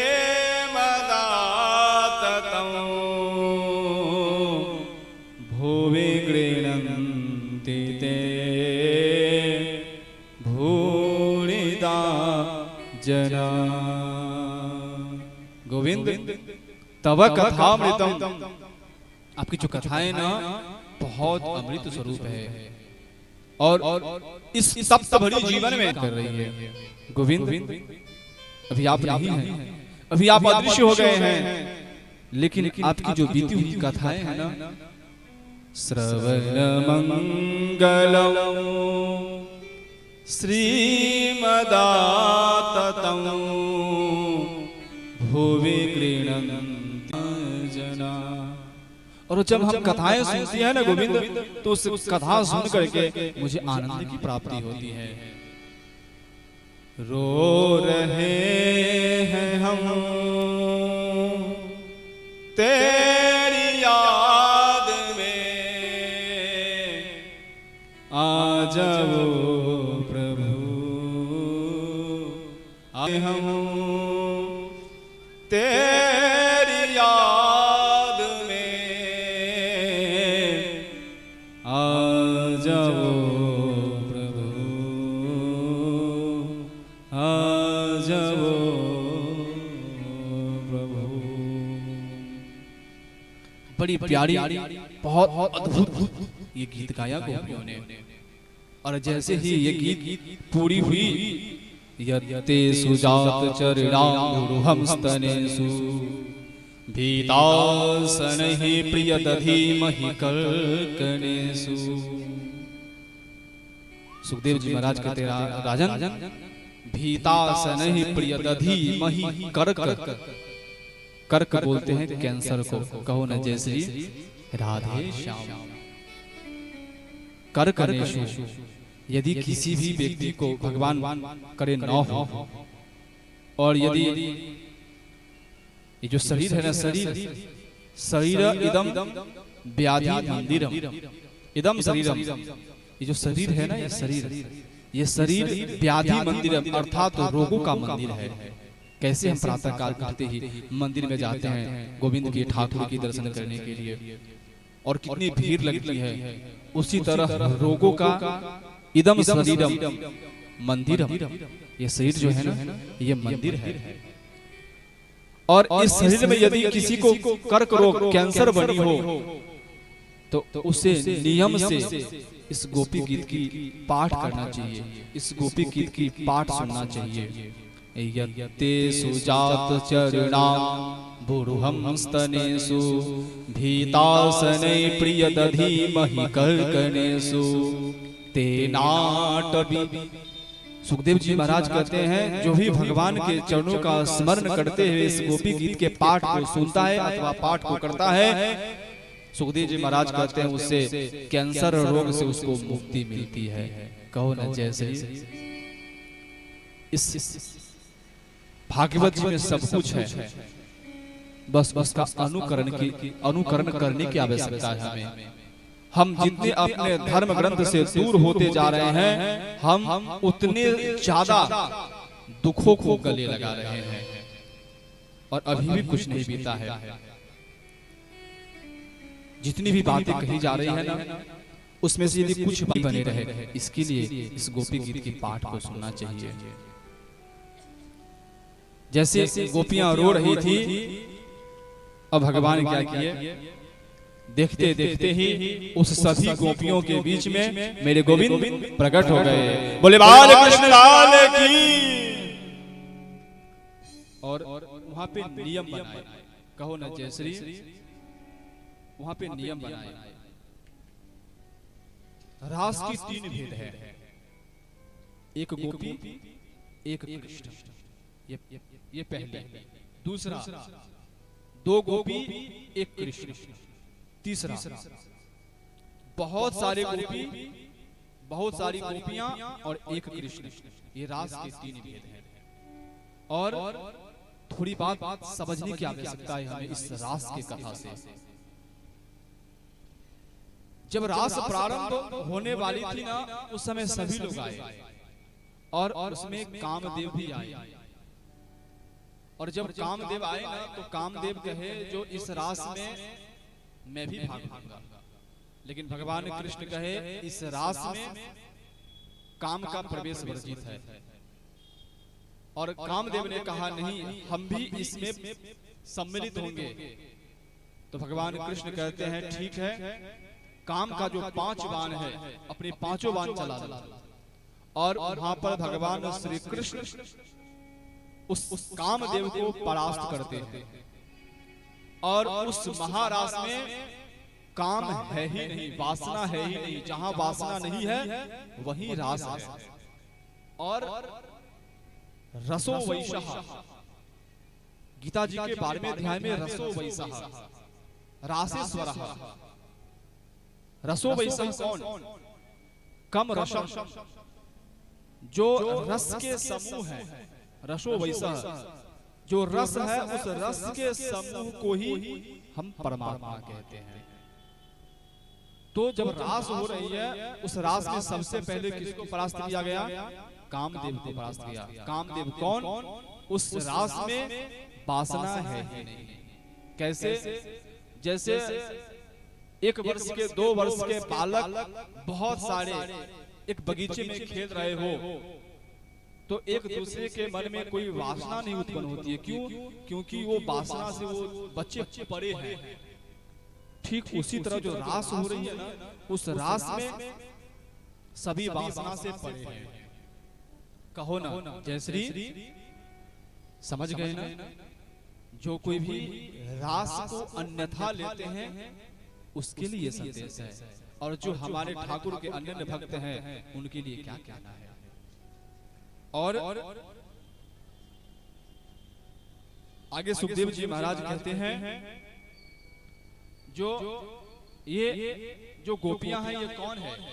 बोले एक संत का कहना है, जो गोपियां हैं ना, ये गोपियां शरीर की नाड़ियां हैं, नाड़ियां हैं गोपियां।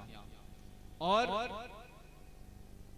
मध्य रात्रि के समय जब रास प्रारंभ होने वाला था ना, तो जितने भी जीव हैं सब उस रास में पधारे। और ऐसा कहना है कि उस रास में करोड़ों की संख्या थी, कई करोड़ों की संख्या जीव भगवान का दर्शन पाने के लिए सब आ रहे हैं। कौन से जीव? हम आप जैसे जीव नहीं, जो हजारों हजारों वर्षों तक, लाखों लाखों वर्षों तक घोर तप किया है और भगवान उसे प्रसन्न होकर के वरदान दिए हैं, जो हमारा संग तुम्हें प्राप्त होगा। ऐसे जीव उस रास में पधार रहे हैं। और रास में सभी आए हैं। इधर हमारे भोलेनाथ बाबा को भी पता चला जो रास प्रारंभ होने वाली है। माँ पार्वती रास में सम्मिलित होने जा रही थी। हमारे भोले बाबा कहते हैं मैं भी जाऊंगा रास में। कहो ना जय श्री। आइए ना पहले भजन के माध्यम से बाबा को मनाते हैं, फिर कथा में प्रवेश करेंगे। बोलो शंकर भगवान की। एक दिन ओ भोले भंडारी बनकर ब्रिज के नारी गोकुल में आ गए हैं, गोकुल में आ गए हैं। एक दिन ओ भोले भंडारी बनके ब्रिज के नारी गोकुल में आ गए हैं, गोकुल में आ गए हैं। पार्वती भी मना के हारी, पार्वती भी मना के हारी, माने ना त्रिपुरारी गोकुल में आ गए हैं, गोकुल में आ गए हैं। एक दिन ओ भोले भंडारी बनकर ब्रिज के नारी गोकुल में आ गए हैं, गोकुल में आ गए हैं।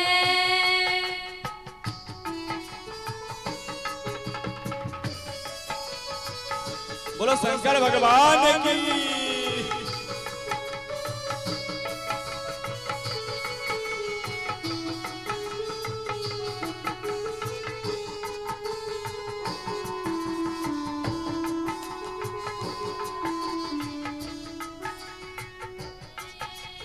पार्वती से बोले मैं भी चलूंगा तेरे संग में, हाय हाय राधा संग श्याम नाचे मैं भी नचूंगा तेरे संग में।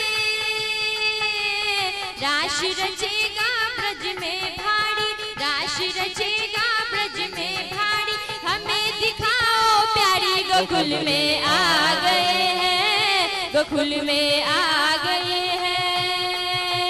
एक दिन ओ भोले भंडारी बन के ब्रज में नारी गोकुल में आ गए हैं, गोकुल में आ गए हैं।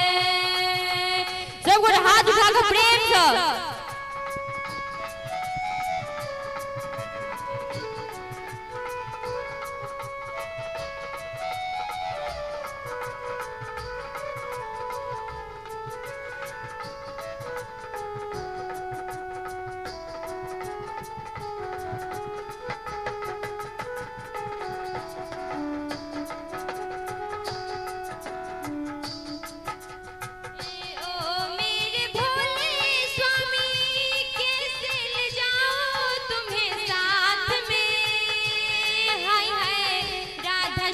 श्याम नाचे मैं भी नचूंगा तेरे साथ में, हाय हाय ओ मेरे भोले स्वामी कैसे ले जाऊं तुम्हें साथ में, हाय हाय मोहन के सिवा वहाँ कोई पुरुष ना जाए रास में।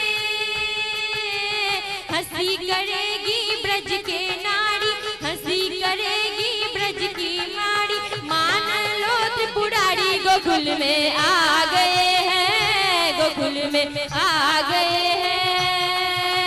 एक दिन ओ भोले भंडारी, एक दिन ओ भोले भंडारी बनकर ब्रज के नारी गोकुल में आ गए हैं, गोकुल में आ गए हैं, गोकुल में आ गए हैं, गोकुल में आ गए हैं। बोलो शंकर भगवान की जय। कहो न जय श्री। और जैसे रास प्रारंभ हुई और हमारे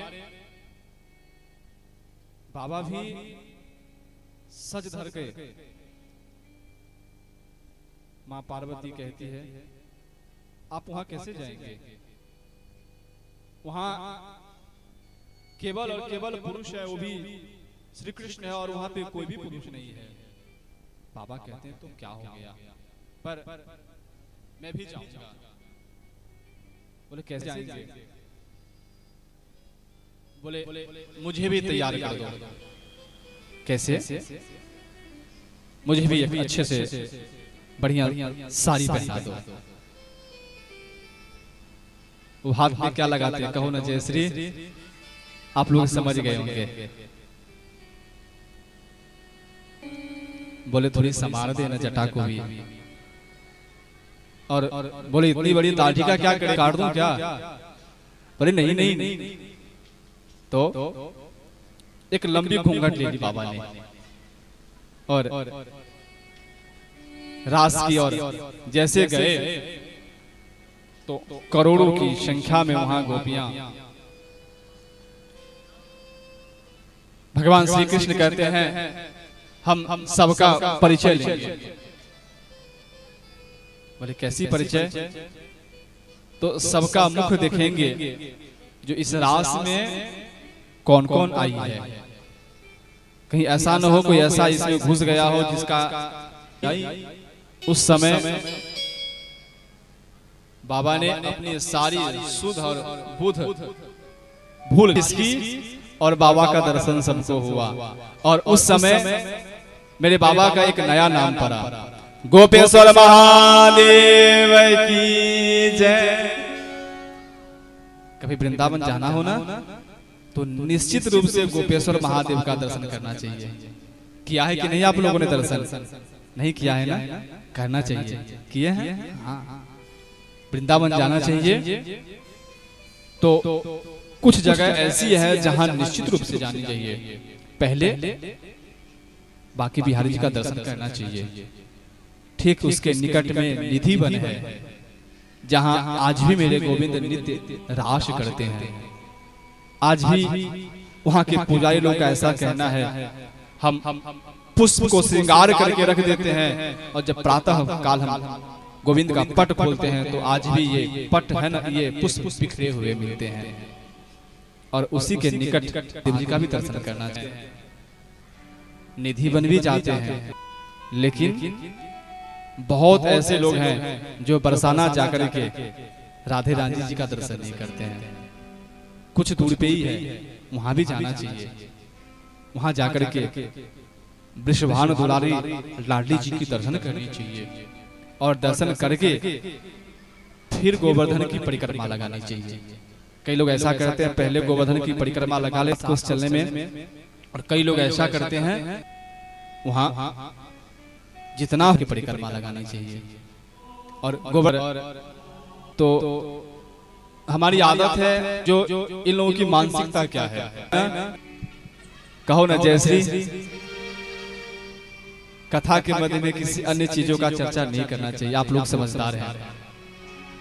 केवल और केवल श्री कृष्ण शरणम गोवर्धन नाथ की जय हो। गोवर्धन नाथ से आया होगा।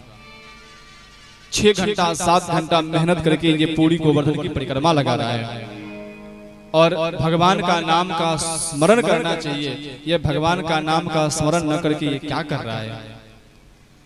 मैं मन में विचार किया, खूब क्रीड़ा किए हो, खेले हो, अपनी जीवन बिताए हो वहां पर।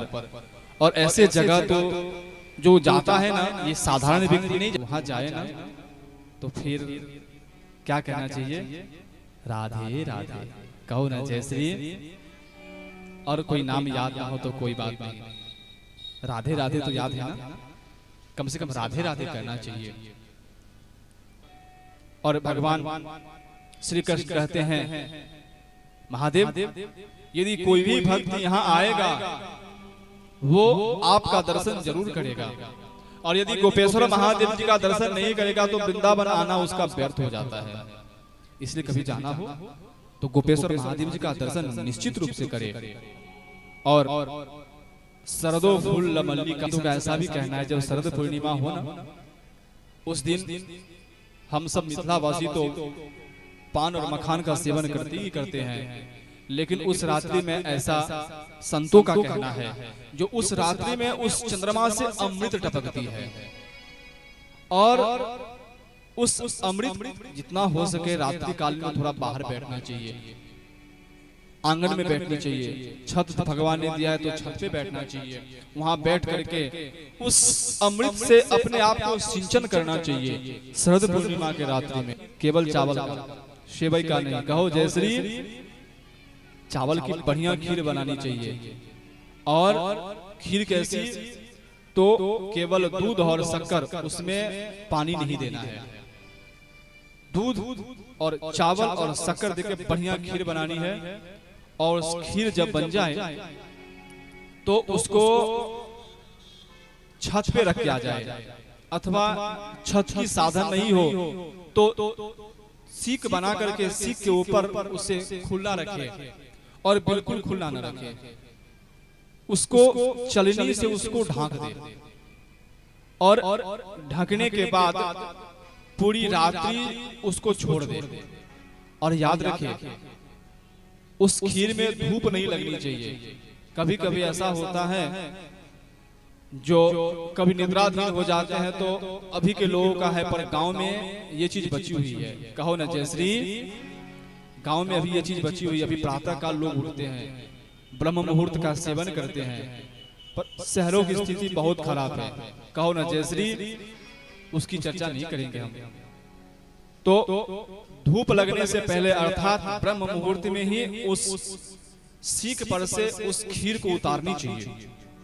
और उस खीर को उतार के स्नानादि से नित्य क्रिया से निवृत्त होकर के मेरे गोविंद को भोग लगाना चाहिए खीर का। और मेरे गोविंद का खीर का मक्खन मिश्री का भोग बहुत प्रिय है।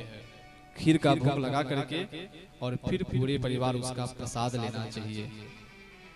और इतनी खीर नहीं बनानी चाहिए जो बर्बाद हो जाए और शाम तक रह जाए। 2, 5, 10 चम्मच हो आपस में प्रसाद लेकर के उसको पूरा कर देना चाहिए। एक बात कहूं, आगे जो ये आश्विन महीने की पूर्णिमा आ रही ना, शरद पूर्णिमा, उस दिन करके देखिएगा, बहुत आनंद आएगा। अब जब वो प्रसाद प्रातः काल लेंगे ना, हम ये अपना अनुभव बताते हैं, जब वो प्रसाद प्रातः काल लेंगे ना तो आपका रोम रोम खिल उठेगा, रोम रोम खिल उठेगा, क्योंकि उसमें अमृत बसा रहता है उस खीर में। कहो ना जय श्री। उस दिन शरद पूर्णिमा, अमृत टपक रही है शरद पूर्णिमा, और संतों का कहना है वो रात्रि 6 महीने की हो गई। कितनी महीने की? 6 महीने की विशाल रात्रि हो गई। और 6 महीने तक भगवान ने उन सबके साथ रास किया। आइए एक भजन के माध्यम से रास का आनंद लेंगे, फिर कथा में प्रवेश करेंगे। बोले रासेश्वर भगवान की, रासेश्वरी राधा रानी।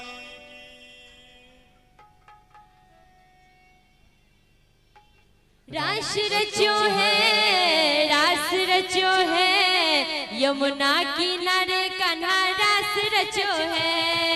रास रचो है, रास रचो है, यमुना किनारे कन्हा रास रचो है। रास रचो है, रास रचो है, यमुना किनारे कन्हा रास रचो है। सब हाथ उठाकर प्रेम पूर्वक ताली बजाकर रास रचो है, रास रचो है, यमुना किनारे कन्हा रास रचो है। रास रचो है, रास रचो है, यमुना किनारे कन्हा रास रचो है। श्री राधे। रास में, रास का ऐसा नियम है, रास में बैठे नहीं रहना चाहिए। ये गांव है, इसका बात हमें ध्यान में है, पर बैठे रहने चाहिए, खड़े हो जाइए। रास में बैठने का नियम नहीं है, खड़े होने का भी नियम है। और यदि भगवान के सामने डीजे पर नृत्य करते समय हमें कोई शर्म नहीं लगती है, लेकिन भगवान के सामने नृत्य करें तो हमें शर्म लगती है। यदि मन में किसी प्रकार का भाव ना हो तो भगवान के सामने मीठी मीठी ठुमका लगा के आप थोड़ी थोड़ी ताली भी बजा सकते हैं। रास रचो है, रास रचो है, यमुना किनारे कन्हा रास रचो है। रास रचो है, रास रचो है, यमुना किनारे कन्हा रास रचो है।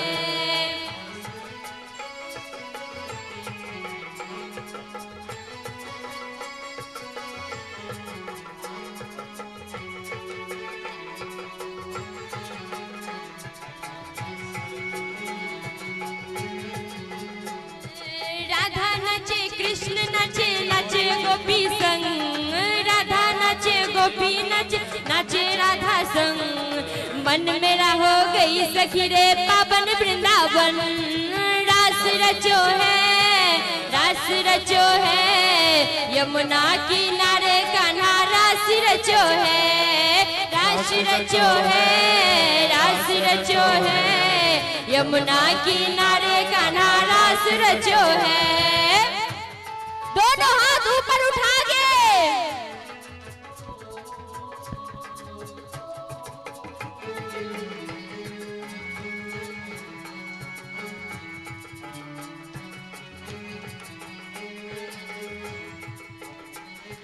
सूरज नाचे, चंदा नाचे, नाचे तारागण। सूरज नाचे, चंदा नाचे, नाचे तारागण। मन मेरा हो गई सखी रे पावन वृंदावन। रास रचो है, रास रचो है, यमुना किनारे कन्हा रास रचो है। रास रचो है, रास रचो है, यमुना किनारे कन्हा रास रचो है।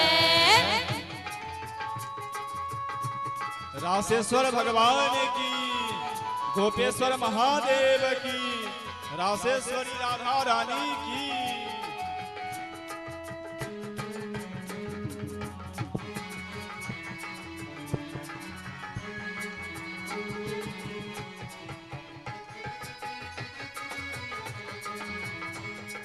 गंगा नाचे यमुना नाचे नाचे सरयू गगन, गंगा नाचे यमुना नाचे नाचे सरयू गगन। मन मेरा हो गई सखी रे पावन वृंदावन, रास रचो है रास रचो है, यमुना किनारे कान्हा रास रचो है, रास रचो है रास रचो है, यमुना किनारे कान्हा रास रचो है।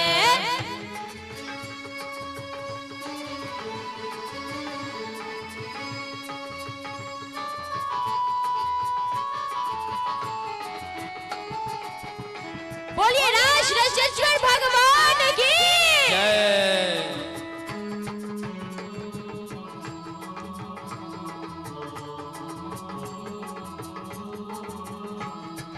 ब्रह्मा नाचे शंकर नाचे नाचे देवगन, ब्रह्मा नाचे शंकर नाचे नाचे देवगन। मन मेरा हो गई सखी रे पावन वृंदावन, मन मेरा हो गई सखी रे पावन वृंदावन। रास रचो है रास रचो है, यमुना किनारे कान्हा रास रचो है, रास दोनों हाथ ऊपर उठा के जोर से, यमुना किनारे कान्हा रास रचो है, रास रचो है रास रचो है, यमुना किनारे कान्हा रास रचो है, रास रचो है रास रचो है, यमुना किनारे कान्हा रास रचो है, रास रचो है रास रचो है, यमुना किनारे कान्हा रास रचो है, रास रचो है रास रचो है, यमुना किनारे कान्हा रास रचो है, रास रचो है रास रचो है, यमुना किनारे कान्हा रास रचो है। रासेश्वर भगवान की जय। बैस रहो, सब गोटे बैस रहो। बहुत अद्भुत और भगवान ने बड़ी सुंदर रास करी। जब सब मौन होकर के बैठ जाइए। जब रास पूरी हुई ना तो सभी गोपियां आकर के आगे हाथ जोड़ ली। गोविंद अब मैं क्या करूं, अब मैं कहां जाऊं। गोविंद कहते हैं गोपियां आपने जो भी तप किया था, साधना किया था मां कात्यायनी का, वो आज पूरा हुआ। गोपियां कहती हैं प्रभु अब प्रातः काल होने वाली है, और जब हम अपने घर को जाएंगे तो मेरे पति, मेरे ससुर, मेरे सासू ये सब क्या कहेंगे, इतनी रात तक कहां चली गई थी। गोविंद कहते हैं गोपियां जैसे ही आप लोग अपने घर छोड़ के निकले ना हमारे भरोसे, तब से वो लोग अचेत अवस्था में पड़े हुए हैं। उनको भान ही नहीं है मेरी घर की गोपियां कहां गई है। अब उसे भान तभी आएगा जब गोपियां आप सभी अपने घर को जाएंगी। और जैसे ही गोपियां सब अपने अपने घर को गई तो वो अपने अपने पति के पास गई, बच्चों के पास गई, गौ माता के पास गई, सास ससुर जी के पास गई, पर किसी को पता नहीं चला कि मेरी घर की बहुएं कहां चली गई थी। कहो न जय श्री। इसलिए योग माया मुपाश्रिता, भगवान ने उस समय योग माया का आश्रित लेकर के ये महाराज किए थे। आगे बहुत ही सुंदर कथा सुदर्शन और शंखचूड़ जी का है। एक बार नंद बाबा महाशिवरात्रि के दिन अपने पत्नी यशोदा जी के साथ शिव पूजन के लिए कहीं जा रहे थे। एक बात कहूं, सानंदम सतनम सुतास्तु सुधिया कांता प्रिया लापनी इच्छा पूर्ति धनम सयो सिति रति स्वाज्ञा परा सेवका आतिथ्यम शिव पूजनम प्रतिदिनम मिष्टान्न पानम गृहे साधो संगमुपासते च सततम धन्यो गृहस्थाश्रमः। ये गृहस्थाश्रम की वर्णन है। ये पत्नी का प्रेम, ये बच्चों का प्रेम केवल और केवल गृहस्थाश्रम में ही प्राप्त होता है और कहीं अन्य प्राप्त नहीं होता है। और जब हम गृहस्थाश्रम में है ना, तो गृहस्थाश्रम की एक नियम बताई है, आतिथ्यम शिव पूजनम प्रतिदिनम।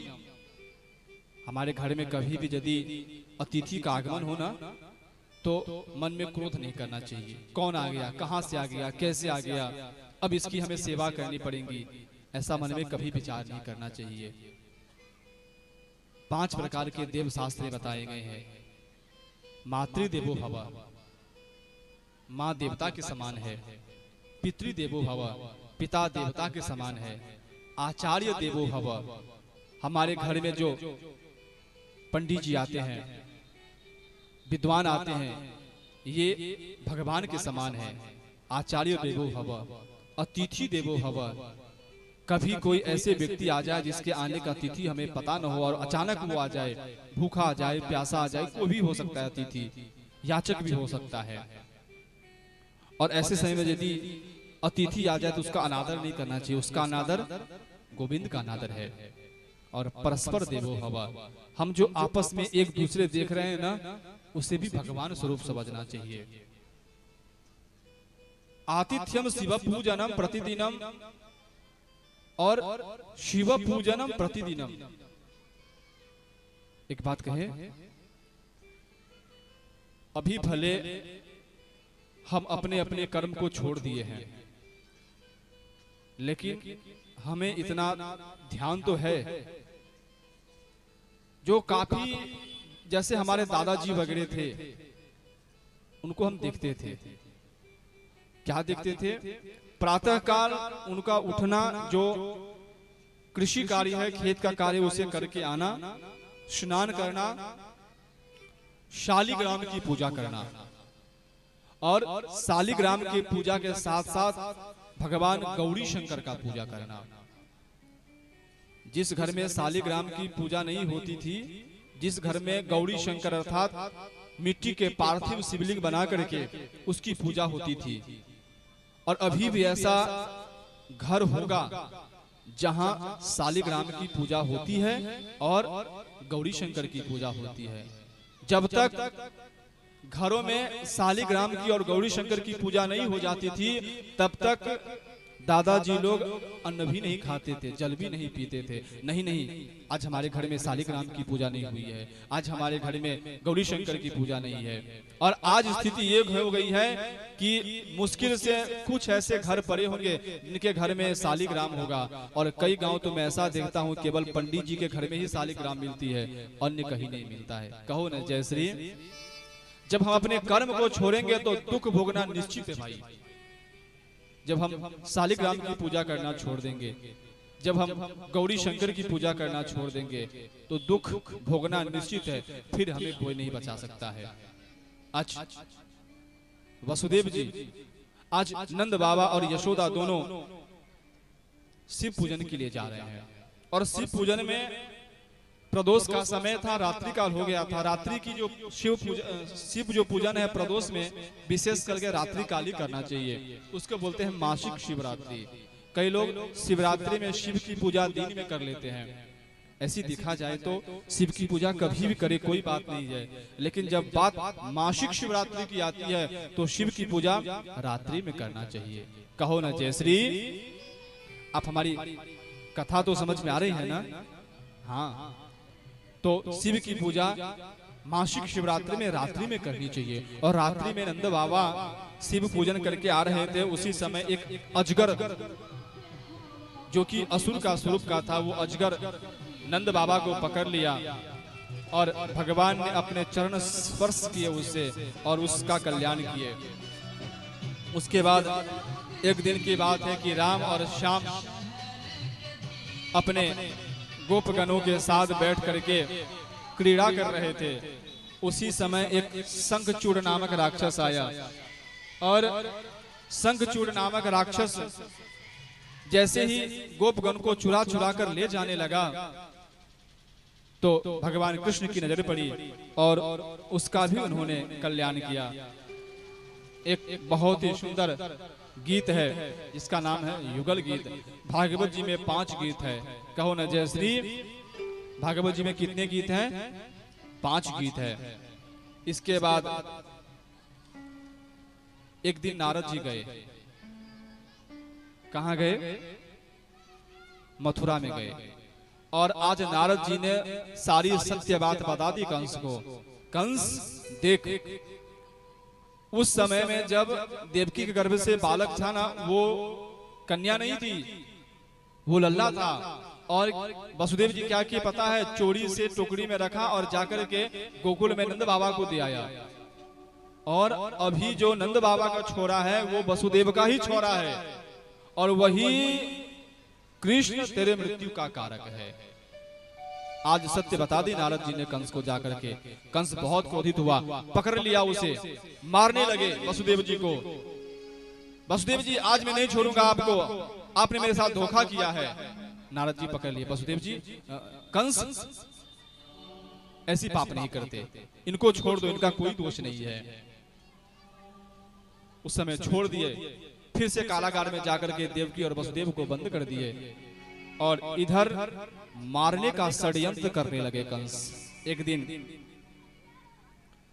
अक्रूर को बुलाते, अक्रूर इधर आओ, हम बड़े यज्ञ का आयोजन कर रहे हैं और इस आयोजन में हमें उस नंद के छोरा का बुलाना है। कृष्ण और बलराम दोनों को बुलाना है और बुला करके उनको यहीं मार देंगे। पूरी आयोजन करी। रात्रि काल अक्रूर जी को कहा, पूरी रात्रि विचार किए, मैं कैसा अभागा हूं जो भगवान को मारने का कार्य हमें ही सौंपा गया है। भगवान की जैसी मर्जी। प्रातः काल रथ पर सवार हुए और गोकुल की ओर प्रस्थान किए। जैसे ही उस ब्रज की ओर गए, मन में विचार कर रहे, भगवान क्षमा करना मुझे। और गए ब्रज। जब ब्रज में गए तो नंद बाबा से मिले, नंद बाबा से मिले, कृष्ण से मिले, बलराम से मिले अक्रूर जी को, और संदेशा ला करके कहे, मैं कृष्ण और बलराम जी को मैं मथुरा ले जाने के लिए आया हूं। और जैसे ही ये बात सुनी, देवकी वसुदेव जी की आंखों से आंसू गिरने लगे। अरे अक्रूर, मेरे पुत्र देख अभी छोटे छोटे हैं और वो कंस बड़ा क्रूर है, वो बड़ा दुष्ट है, और जैसे ही ये जाएगा कंस कहीं मेरे बच्चों को मार ना दे। अक्रूर कहता है, नहीं ऐसी बात नहीं है, वहां बड़ा मेला लगा है। कृष्ण कहते हैं, माँ मुझे जाने दे, मुझे भी मेला देखने का मन कर रहा है, मैं भी जाना चाहता हूँ। प्रातः काल पूरी रथ सजाई, अपने गोपगण के साथ रथ पर बैठ गए और कहते हैं, अब मैं मथुरा जा रहा हूँ। सारी गोपियां आकर के उनको आगे से घेर लिए। गोविंद, तू मुझे छोड़ के नहीं जा सकता है गोविंद, यदि तुझे जाना है तो मुझे मार दे और फिर चला जा, क्योंकि तेरी एक पल का विहर मेरे से सहन नहीं होगा। गोविंद, गोविंद मुझे छोड़ के मत जा। एक ने कहा, ये गोविंद, ये कान्हा है ना, ये पहले वाली का कान्हा नहीं है, अब इसे क्या है, नए नए मित्रों की अब इसको चाह बढ़ रही है, इसलिए अब हम लोगों को छोड़ करके अब ये मथुरा जा रहा है। एक ने कहा, गोविंद मथुरा मत जा, वहां पे कंस रहता है, बड़ा दुष्ट है, वो मार देगा तुझे। नहीं नहीं नहीं, मैं मथुरा जाऊंगा, मुझे मेला देखना है। जैसे ही रथ आगे बढ़ी, एक गोपी आकर के नीचे लेट गई,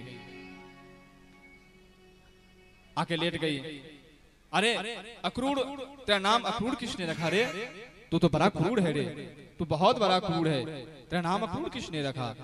और जैसे ही रथ बढ़ाई, अक्रूर यदि तुझे लेके जाना है ना तो मेरे शरीर पर चाहा कि मुझे मार के ले जा, लेकिन मैं तुझे जाने नहीं दूंगी।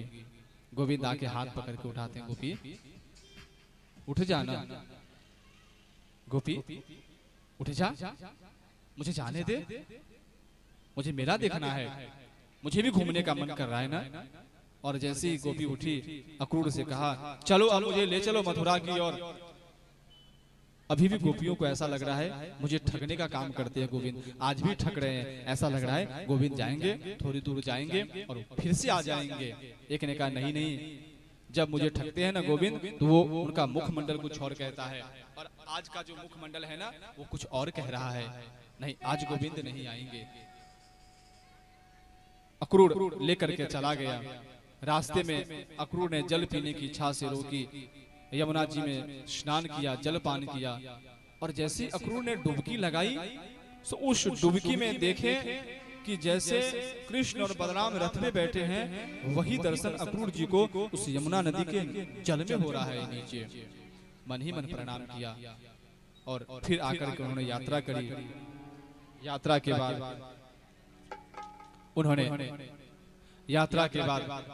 उन्होंने मथुरा में प्रवेश किया। मथुरा के लोग उन्हें बहुत प्यार से देखने लगे, यही कृष्ण है, देख यही कृष्ण है, यही गोकुल में रहते हैं, यही है इन्होंने रास किया था, यही है जो सबको ब्रज में आनंद में रखते हैं, देख देख यही गोविंद है, यही नंद का छोरा है। और लोग उनको देखने लगे, उनको देख करके प्रसन्न होने लगे। आगे रास्ते में केसी और व्योमासुर का उद्धार करते हुए भगवान श्री कृष्ण और होते हैं। और जब आगे गए तो एक बोले ये वस्त्र हमारे राजा कंस के लिए है, बोला ये वस्त्र मुझे दे दे। धोबी ने कहा नहीं, ये अपनी रूप रंग देख कैसा है, ग्वाला है, और ये राजा का वस्त्र है, ये तुझे मैं नहीं दूंगा, ये कंस का है। बलराम जी को क्रोध आया, जोर से एक चाटा लगाया उस धोबी को, और उससे वस्त्र लेकर के जैसे ही आगे गया तो एक दर्जी मिला, और दर्जी से वस्त्र देते हुए कहते हैं सुन ये मेरे नाप का सुंदर सुंदर वस्त्र बना दे, हमारे लिए सबके लिए बना दे। और दर्जी ने बढ़िया सुंदर वस्त्र उन्हें बना करके दिया, सबने उनको पहना। आगे जब जा रहे थे तो एक कुब्जा अर्थात कहो ना जयश्री, एक कुब्जा थी जो 8 अंगों से टेढ़ी थी। भगवान कृष्ण कहते हैं कुब्जा ये तेरे हाथ में क्या है? ये अंगराग है, ये कंस के लिए लेके जा रहे हैं। कंस को से श्री कृष्ण और बलराम जी का उस चंदन से श्रृंगार किया और उस श्रृंगार से प्रसन्न हो गए। भगवान श्री कृष्ण अपने पैर के दोनों अंगूठे से उस कुब्जा के दोनों पैर के अंगूठे पे रखे और उस कुब्जा के दोनों हाथ पकड़कर जोर से ऐसे खींच दिए, और वो जो 8 अंग से कुब्जा टेढ़ी थी वो सर्वांग सुंदरी हो गई। बोले बाल कृष्ण लाल की।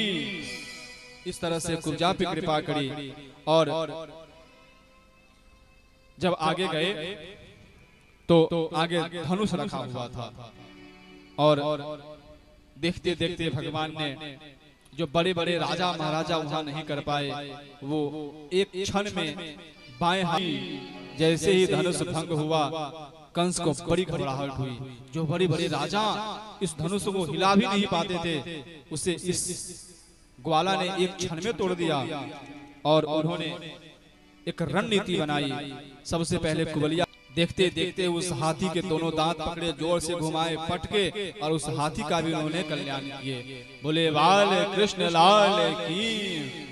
और उस हाथी के दोनों दांत तोड़ करके एक दांत बलराम जी अपने कंधे पे रखे और एक दांत श्री कृष्ण जी अपने कंधे पे रखे और वहां से जाने लगे।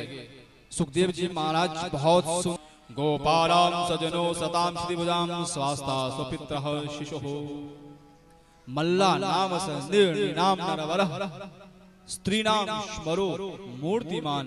सुखदेव जी महाराज कहते हैं उस समय वो दोनों कृष्ण और बलराम इतने सुंदर प्रतीत हो रहे थे जिसके वर्णन शब्दों से नहीं हो सकता है। जो बड़े बड़े बलवान थे ना, उस सभा में उसको शत्रु के समान दिखाई दे रहे थे। जो कामिनी थी उसको पति के स्वरूप में दिखाई दे रहे थे। जो छोटे छोटे बच्चे थे उसको माँ के स्वरूप में दिखाई दे रहे थे। जिसकी जैसी दृष्टि उस समय थी उसको वैसे ही भगवान दिखने लगे, बहुत ही सुंदर। उसके आगे जब गए तो चाणूर, मुष्टिक, ये सब पहलवान उनके आगे आए और देखते देखते भगवान ने उसका भी कल्याण किया। कंस की घबराहट बढ़ी और भगवान कंस ने एक ऊंचा मचान बना करके ऊपर जाके बैठ गया भगवान कृष्ण। जोर से छलांग लगाई और श्री कृष्ण को ग्रीवा को पकड़ा, और जैसे ही ग्रीवा को पकड़ा भगवान श्री कृष्ण लेकर के नीचे कूदे और इसी में उसका प्राण छूट गया कंस का। बोले बाल कृष्ण लाल की। उन्होंने मारा नहीं, कंस के अंदर इतना भय हो गया था, वो भय ही उसका मृत्यु का कारक बन गया। और इसके बाद भगवान वहां पर उसका उद्धार किए और अपने पिता देवकी और वसुदेव जी को कारागार से मुक्त किए। अब देवकी और वसुदेव कृष्ण और बलराम को उस मथुरा में सांदीपनी मुनि के आश्रम में गुरुकुल में प्रवेश करवाए। जीवन में पढ़ाई बहुत जरूरी है।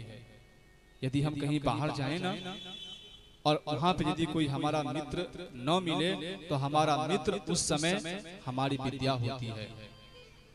विद्या विहीनः पशुः। जिसके पास विद्या नहीं है ना, कि विद्या मतलब किसी भी प्रकार की विद्या, संगीत शास्त्र कला, संगीत की विद्या, कला हो, किसी चीज की विद्या हो, यदि उसके पास विद्या नहीं है किसी प्रकार की, तो विद्या विहीनः पशु, वो मनुष्य साक्षात पशु के समान हो जाता है। और पशु की क्या गति होती है यह हम सभी जानते हैं। जीवन में कभी मूर्ख बन के जीना पड़े समाज में तो इससे बड़े दुख की बात और कुछ भी नहीं है। अपने बच्चों को पढ़ाना चाहिए और अच्छी शिक्षा देनी चाहिए। एक बात कहूं, यदि हम अपने बच्चों को यदि संस्कार देंगे, यदि हम अपने बच्चों को संस्कार देंगे तो उस बच्चे के जीवन में कार आने में समय नहीं लगेगा। कहो ना जय श्री। और यदि हम अपने बच्चों को संस्कारी नहीं देंगे तो जीवन में कभी भी कार की आशा मत करना। देवकी और वसुदेव जी गुरुकुल में प्रवेश किए। मात्र केवल 64 दिनों में श्री कृष्ण ने 64 कलाओं को अपने अंदर ग्रहण कर लिए, संपूर्ण कलाओं में निपुण हो गए। और जाते जाते गुरुदेव से कहते हैं, गुरुदेव अब मैं अपने घर की ओर जाना चाहता हूं और मैं गुरु दक्षिणा देना चाहता हूं। कहो ना जय श्री। एक बात कहूं, ये हम अपने मन से नहीं कह रहे, ये भागवत जी कह रहे हैं, इसके लिए कह रहे हैं। यदि किसी से कुछ सीखने को मिले ना, जैसे स्कूल की मास्टर हो अथवा घर में पंडित जी आते हो कुछ सिखा रहे हो, अथवा हमारे जैसे कोई आए आपके गांव में आ जाए कोई कथा सुना दे, कुछ न कुछ उसको दक्षिणा भेंट करनी चाहिए। एक बात कहूं, एक बूढ़ी माता थी और बूढ़ी माता के पास सब कुछ था, पर उसके घर में कोई पौत्र नहीं था, पोता नहीं था उसके घर में। बड़ी दुखी रहती थी। एक दिन एक महात्मा जी संत जी आए, जैसे अभी कथा हो रही है वैसे कोई संत आए उस गांव में कथा कहने के लिए। तो उन्होंने बूढ़ी माता गई, कहती है मुझे पास सब कुछ है, भगवान ने किसी चीज का दुख नहीं दिया है, लेकिन क्या करूं, हमारे घर में पौत्र नहीं है, हमारे बहू को कोई बच्चा नहीं हो रहा है, आप कोई ऐसा कुछ उपाय बताते जिससे घर में कोई छोटा बालक हो जाता। संत जी कहते हैं सुन बूढ़ी माता इधर आ, एक फल ले और फल लेकर के भागवत जी के चरणों में चढ़ा देना।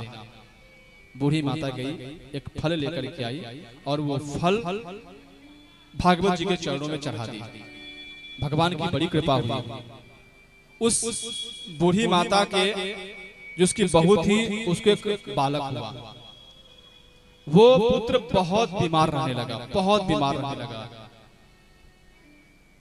संजोग से ठीक 1 वर्ष पूरा हुआ, वही महात्मा जी फिर से सत्संग करने के लिए उस गांव में आए। जैसे ही कथा प्रारंभ हुआ, पहले दिन बूढ़ी माता आकर के महात्मा जी आपने कहा था कि भागवत जी के चरणों में एक फल चढ़ा दीजिए, इससे पुत्र होगा। आपका कहना तो सही रहा, मैंने फल चढ़ाई और पुत्र। महात्मा जी कहते हैं बूढ़ी माता तूने फल कैसा चढ़ाया था? तो बूढ़ी माता कहती है हमारे घर में 10-15 दिन से सड़ा हुआ फल था, वो फल ला करके मैं चढ़ा दिया।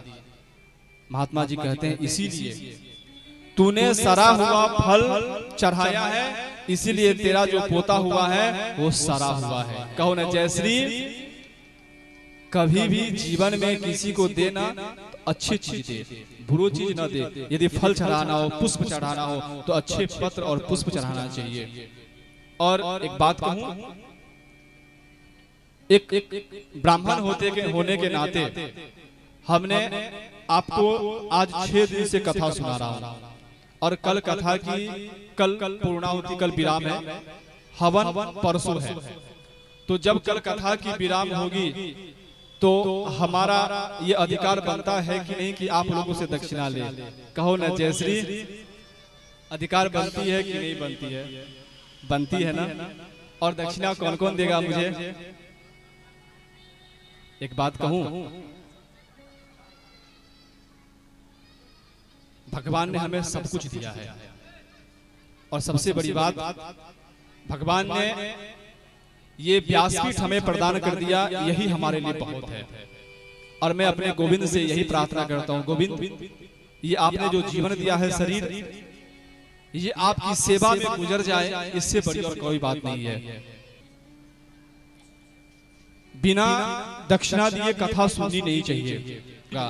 आप बहुत से बहुत कुछ धन दे देंगे, कुछ कपड़े दे देंगे, और क्या देंगे? हमें आप जो देंगे वो मुझे नहीं चाहिए। दक्षिणा ऐसी होती है जो मैं मांगू और वो आप दे। अब घबराहट लगती है, थोड़ी बढ़ गई आप लोगों की, लगता है पंडित जी क्या मांगेंगे। हाँ, होती है। यदि आप लोग स्वेच्छा से दक्षिणा देना चाहते हैं तो आज के बाद यदि आप एक दूसरे से मिले ना तो एक दूसरे को केवल राधे राधे कहना। कहो ना जय श्री। यही मेरी दक्षिणा है। एक दूसरे से मिले तो हाय हेलो मत करना, राधे राधे कहना। और जब जब यदि ये दक्षिणा रूपी आप हमें देंगे तो मुझे स्वीकार है। कहो ना जय श्री। तो आज गोविंद अपने गुरुदेव से कहते हैं, गुरुदेव बोलिए आपको क्या दक्षिणा चाहिए? और दक्षिणा पूछ के देनी चाहिए, और जो गुरुदेव मांगे वही दक्षिणा देनी चाहिए।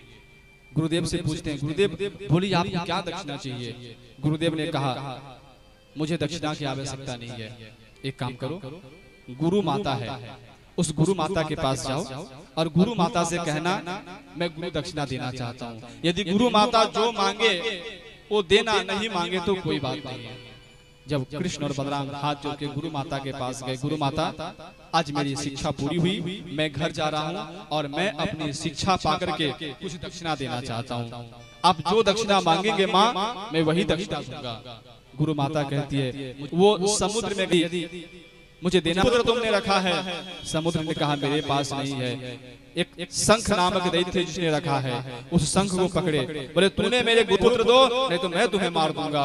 और वहां से यमराज से अपने गुरुपुत्र लेकर के आते हैं और गुरु माता से कहते हैं, गुरु माता ये रही आपकी दक्षिणा, आप स्वीकार कीजिए। वो दक्षिणा भगवान कृष्ण, उद्धव जी की ब्रज यात्रा होती है।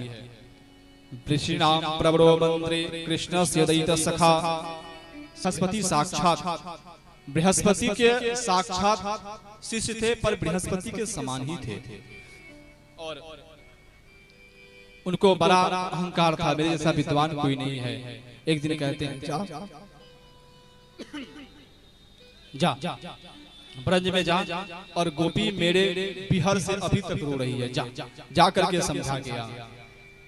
और उद्धव ने आज्ञा पाकर के जैसे ब्रज में गए ना, और ब्रज में जैसे ही प्रवेश किए, वो रथ देखे तो गोपियों को लगा आज लगता है मेरा प्राण प्रीतम मेरे गोविंद आ रहे हैं, लग रहे मेरे गोविंद आ रहे हैं। दौड़ी दौड़ी आकर के, लेकिन देखिए ये गोविंद नहीं है, ये गोविंद का भेजा हुआ एक दूत है, उद्धव है, ये गोविंद का मित्र है। दुखी हो गई, बोली उद्धव जी कहते हैं मैं कृष्ण का समाचार लेके आया हूं। गोपियां कहती है मुझे समाचार की जरूरत नहीं है तेरी, उद्धव जी कहते हैं मुझे यशोदा मैया से मिलना है, मुझे नंद बाबा से मिलना है।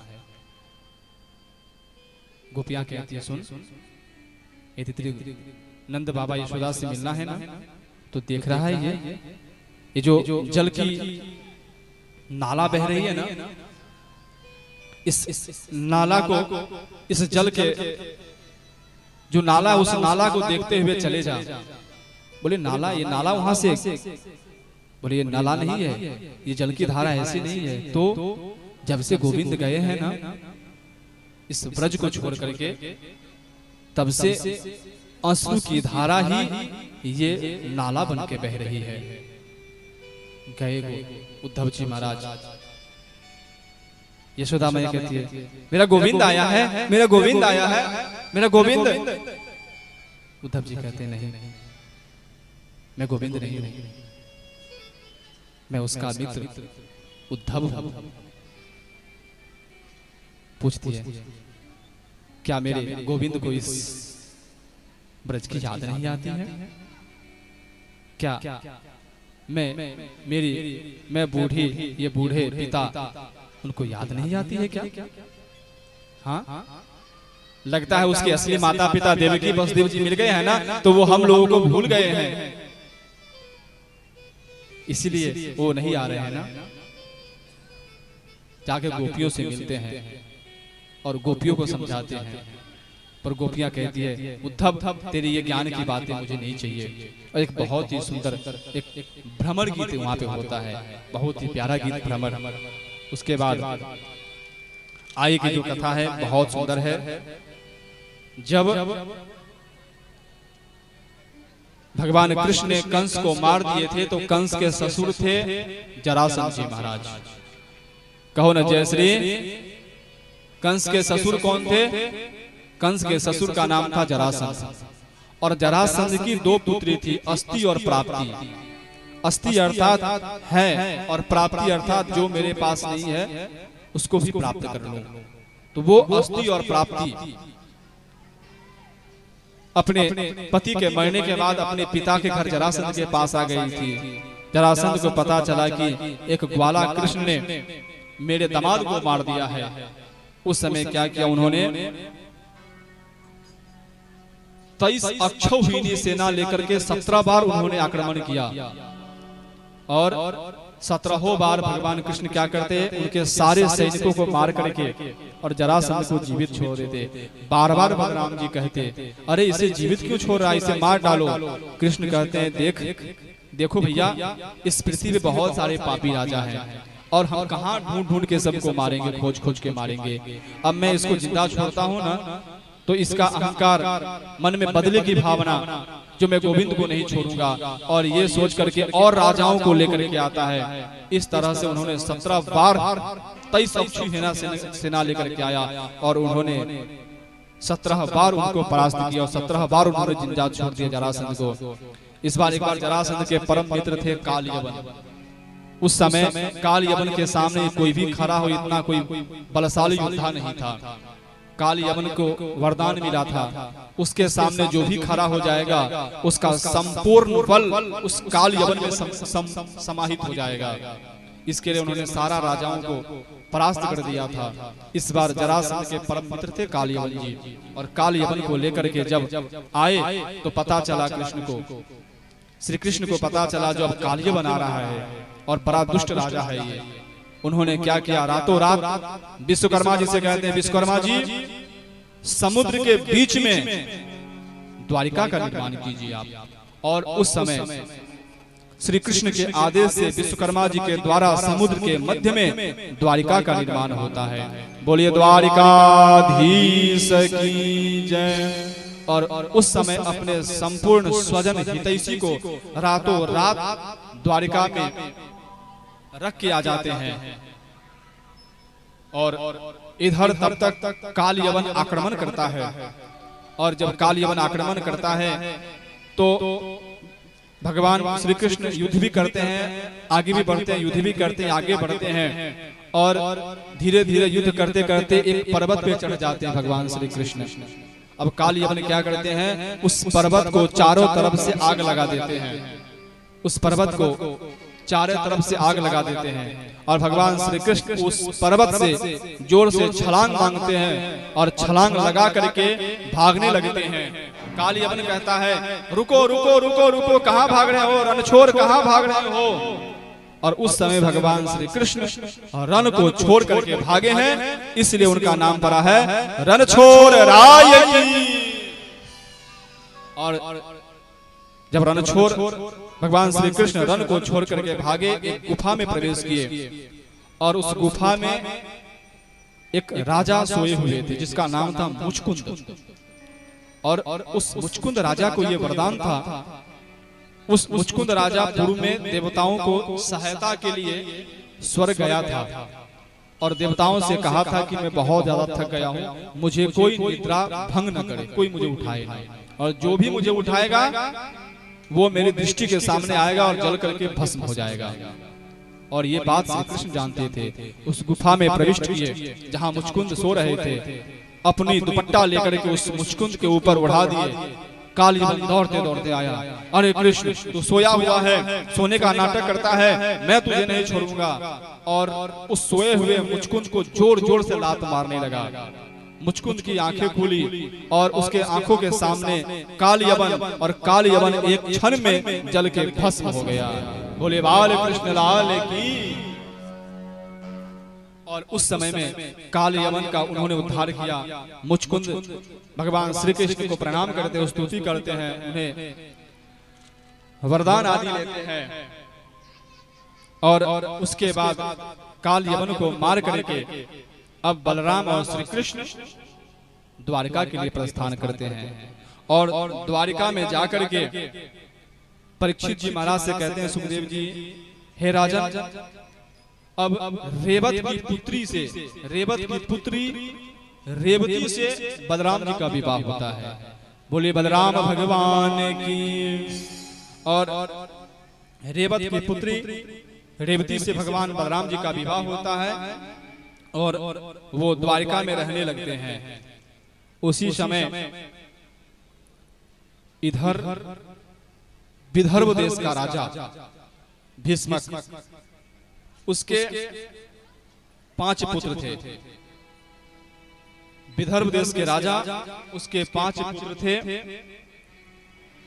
रुक्मी, रुकमरथ, रुकबाहु, रुकमेश, रुकमाली, ये 5 पुत्र। और उसकी एक पुत्री थी जिसका नाम था रुक्मिणी। राजा भीष्मक को यह बहुत इच्छा थी कि मैं अपने पुत्री का विवाह श्री कृष्ण से करूं, लेकिन उसके जो भाई थे रुक्मी, उसकी इच्छा थी मैं अपनी पुत्री का विवाह शिशुपाल से करूंगा। मां रुक्मिणी भी मन ही मन यदि रुक्मिणी की झांकी बन गई हो तो उसे ले आए। तो मन ही मन मां रुक्मिणी उनको पति मान ली थी, भगवान श्री कृष्ण को। और मन ही मन पति मान ली थी, पर यह संदेशा उनके पास लेके कौन जाए। अब विवाह तय हो चुका था, 2-5 दिनों में उनकी विवाह होने वाली थी शिशुपाल से। और इस समय एक ब्राह्मण का सहारा दिया, एक ब्राह्मण देवता को बुलाए, ब्राह्मण देवता आप इधर आइए, एक मेरा छोटा सा कार्य है, आप उसे कर देते। उस समय सबसे पहले इस धरा पर सबसे पहले प्रेम पत्र मां रुक्मिणी लिखी।